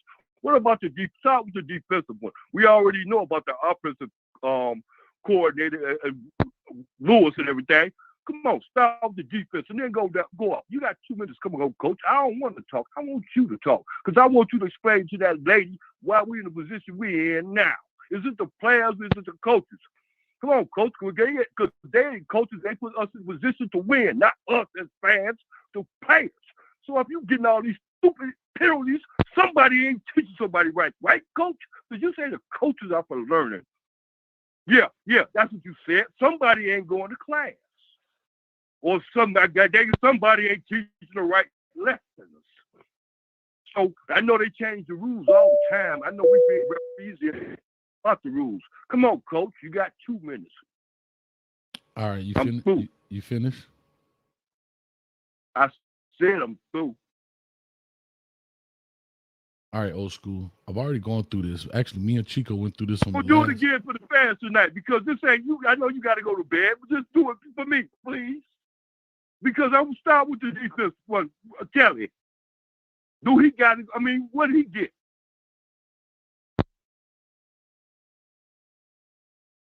Stop bloviating. I love you, old school, man. I love you. Now you're gonna pause. No, I'm not gonna slap you. Not I yet. paused myself. Go ahead. Anyway, I was simply saying, old school, that I've already done this, and I've been on here 2.5 hours. No, do it again. 2 minutes. I've done this already. What about the kicking coach? What do you give him? What about the running back coach? What do you give him? Okay. What about the special team coach? I mean, who get an A? Well, I'm telling you, coach, you ain't I don't think anybody gets an A. Coach, I don't think coach, you ain't doing. Well, I'm telling you, you an instigator. No, you ain't instigator. I'm gonna tell you, you know who the first ones to get beat up is the instigators. Old school, let me tell you something. Old school. When it was over with, when the fight is over with, the instigators the first ones to get knocked out. Yeah. Oh, matter of fact, the people heard you. Sonic Boom says, because you didn't know you were still alive. You was just talking. We were still alive, but you was back there just popping them gums, and you didn't realize it. Coach, get my number from Rob. Coach, get my number from Rob. Listen to me. I can tell. See that you go blow bait again. I'm talking about sticking to the play. You ain't told me nothing. You ain't told none of us about why we in the position we're in now. You ain't. Matter of fact, you need to tell the Miami people why they in the position they in now. You just poke Timmy with them, but now you come over here. You got all the answers. You ain't got their answer. You instigator. I know. I like that. I like being an instigator. I think. I think you's a poop starter. Hey, Rob. My great nephew Rob, don't curse. Rob, you know what's funny? Rob, do me a favor, Rob. You want to call in? Because this dude right here, he tell me, Coach, get my number from Rob. Rob. And my thing is, Rob, you ain't had nothing to do with this. I don't know why he called you out, dog. I told you, don't lump yourself in with me, dog. I told you, see, that's what I mean. Don't do that's that, what Rob. I mean. I know that's exactly. That's what I mean. I know. I told you, don't do it. Did you listen to me? Am I on hold now? No, you live. I mean, so why is you bringing Rob to the question? I mean, you because somebody just asked. Because you was in there talking about what score do you get, Rob? I told you I've answered that already. I'm not going to go through that. What Charles Kelly? What did he get? D. A D. Okay, now what the kicking? What? No. What the what's that? Bill Moore. Yeah, what he get? The who? Bill Moore, the one that came in on the package deal with Lewis. Don't Sean Lewis. The O-line coach. The O-line coach. Yeah, Boyle. Oh, Boyle. You got to move your tongue out the way when you talk. Oh, that's Boyle. All right. You know what I'm talking about. Answer it. You got 2 minutes. I don't need 2 minutes. Suffering succotash. Yeah, that's all right. I'm telling you, boy, I'm gonna ride you to the next season start. Don't ride me. You need to go ride that dentist. That's what you need to ride. Well, I'm telling you, if you gonna let the rest of these I ain't gonna call them no names. If you gonna let the rest of them haters come on, yeah, I'm gonna come on too. And I'm gonna get my. If I gotta wait till last, I don't care. I call. Hang up. I'm gonna call back. I'm gonna call. I got your number. I'm gonna call about 1 million times, and you gonna get the phone and say, "Damn, I'm gonna call me back all this many times." I know you don't answer it. DC, that's messed up. DC say, "Hey, old school teeth in the transfer portal." That's funny. No, I saw that was stupid, so I wouldn't address it. See, I'm smart. I don't address all the stupid things I see or hear. I don't do that. Me, I stick to the point. Like stupid, stick to the point. This is the sports talk show. This ain't no comedy show. You a comedian. I don't find you funny.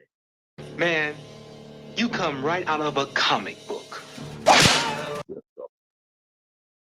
Boy, you still get it. But who? Suffering succotash. Suffering succotash. Who else you see on? I see why they ain't doing good. Don't nobody C plus. Who get a C plus on Colorado out of the coaching staff? And the lady asked you what's wrong, and you say it ain't the players. You say Freak Smoke and everybody else. So it ain't the players. Are you? I mean, what do you get the players? Not every player, but I'm just me. You know, you can't sum nothing up, can you? I mean, am I on hold again, or are you listening? Hey, old school. I appreciate you, dog. I was just waiting for that mark. I'm finna get up out of here. Boy, all I got to do is just hear you breathe. But I don't hear you breathing. Just say yeah, and then that's all you got to do. I just don't want to be talking to myself sometimes. I want to be making sure I'm addressing to the right person. I'm not speaking to your chat. I can care less about your chat. For real, you all right with me? For real, old school. I actually love you, man. That ain't my point. You ain't all right with me. I need you to stop doing what you're doing, bro, and get online and stop being. You can't play the middle of the fence, bro. You can't get it over here and get it over. You don't do that. You bring confusion. I understand. And then you got these people over here. They hate on the man and they ain't know nothing about. Now you got Mississippi already, and I got relatives in Mississippi. I thought Mississippi was a wonderful state. Now I got second thoughts about Mississippi because you done brought Mississippi, and they got Mississippi. All right. So you finish? You got a safe place. Well, I'm telling you, you got a safe place for everybody around here, don't you? It ain't safe for me. I'm delusional. It ain't safe over there for me. And I don't want to have to come over there and address this issue to you. I wish you go somewhere else. Or change the name of your show. Julia? Get on another algorithm. So Julia, these are the kind of people I was talking about.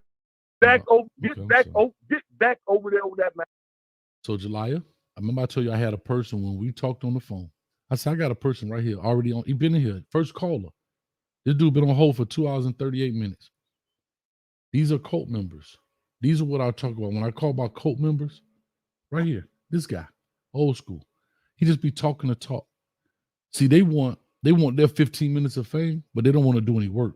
They just want to come in and just instigate and antagonize.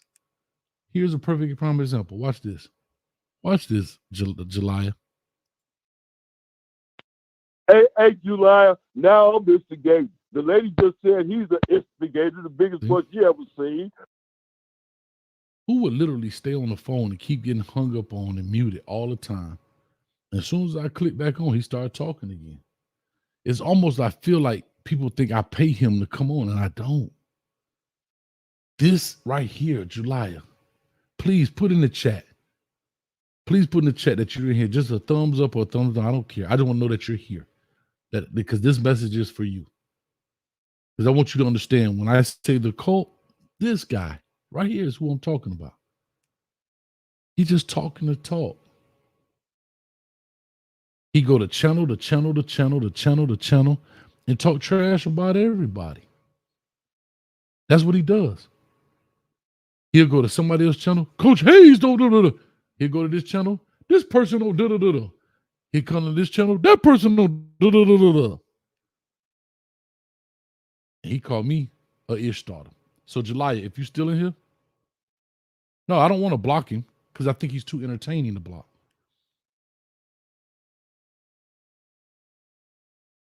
So Julia, if you're still in here, please let me know. Because this is why. Watch the foolishness. I can care less if you block me. I can call in on another number. Still, you'll catch up because you won't. Man, you slow, bro. You slow. And if July don't understand, that means she's slow too. She's trying to get information from you, and she's still confused. See how he turned on you? She's slow too. So Jelia. Oh, I think, is this you right here, Jelian? Am I saying it right? Jelian.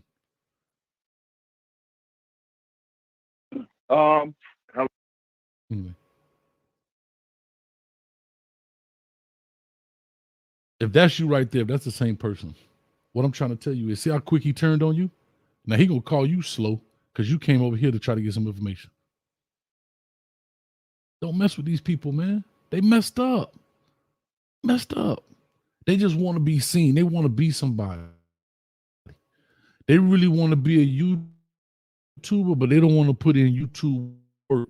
So they like parasites. They just try to find a host. They just trying to find a host body to get onto and latch on. That's all that old school doing.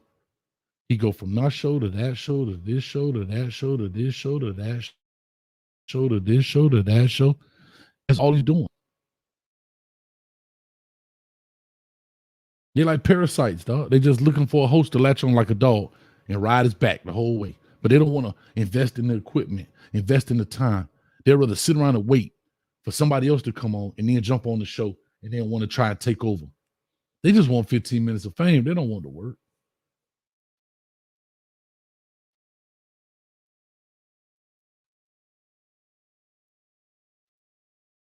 No, I'm not letting the demons win. Sometimes you got to meet the demon head up. So July, if that's you, can I get a thumbs up? I do make sure I'm saying the name, Julian. All right. All right. So that being said, I'm about to get up out of here. I'll ask him if this is the person. Ask me who the person. I don't know what you're talking about. So Julian said, ask the question, old school. Ask what question? And that's my point. The question I already asked you, but what grades you going to get? I'll ask you just one question, bro. You went all the way through that. I asked you what grades you get the rest of them because we had to find out what the failure is. And if July asked you a question about whom, what were you losing at? Why is we in the situation we in? And that was what I heard from her, you know, and it was understandable. So I want you to explain to her because, you know, you had, like I said, you gave Coach Prime that C. minus whatever it was, grade, and I asked you what you get the rest of them because we had to find out because it's a failure somewhere down the line. Is it the players or is it the staff?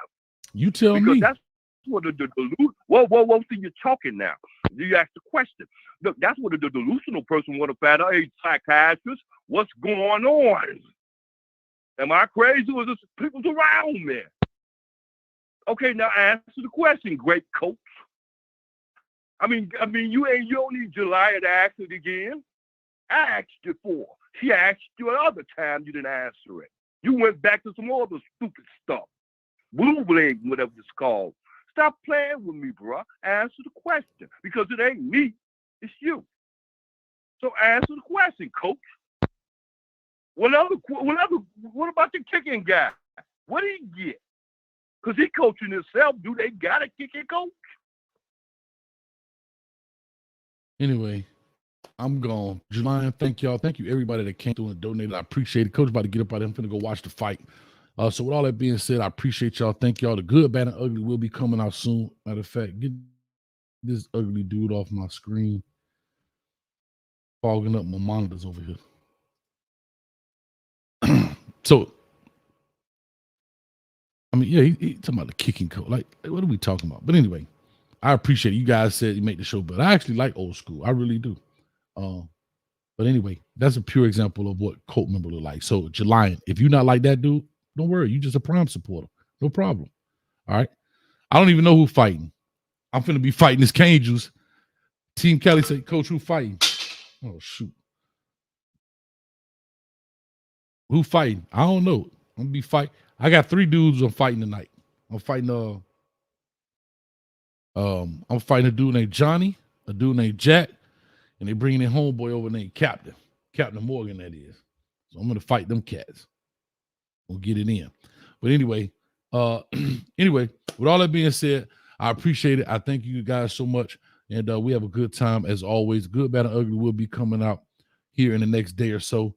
Like I said, it take a lot of work to do it. So we're on the road to 38,000. Make sure you go ahead and hit the like button, hit the subscribe button. I think we're still on for Tuesday at 8:30 p.m. with the Prime Debate, as well as Wednesday. We'll be doing the Hurricane Show as well. And guys, WREs are coming back. That's the Watch, React, and Evaluate, where I break down the talent. These kids are not committing now. They're getting close to signing for the early signing day. So we back at it. All right. So with that being said, I appreciate it. Peace, love, and hair grease. And y'all stay tuned.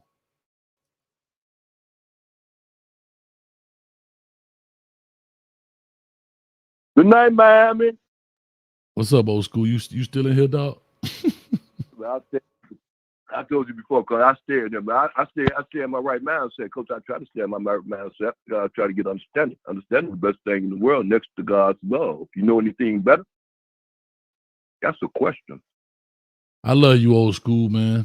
I'm glad we went through this season. I'm glad we went through this season together, man. The people could sit and watch, dog. I really appreciate you, dog.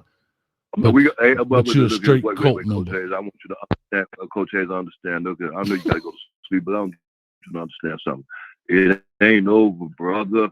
It's still got a long way to go. You got a long way to go. I got a long way to go. Oh, you got a long way to go. I'm not losing no. With all that being said, peace.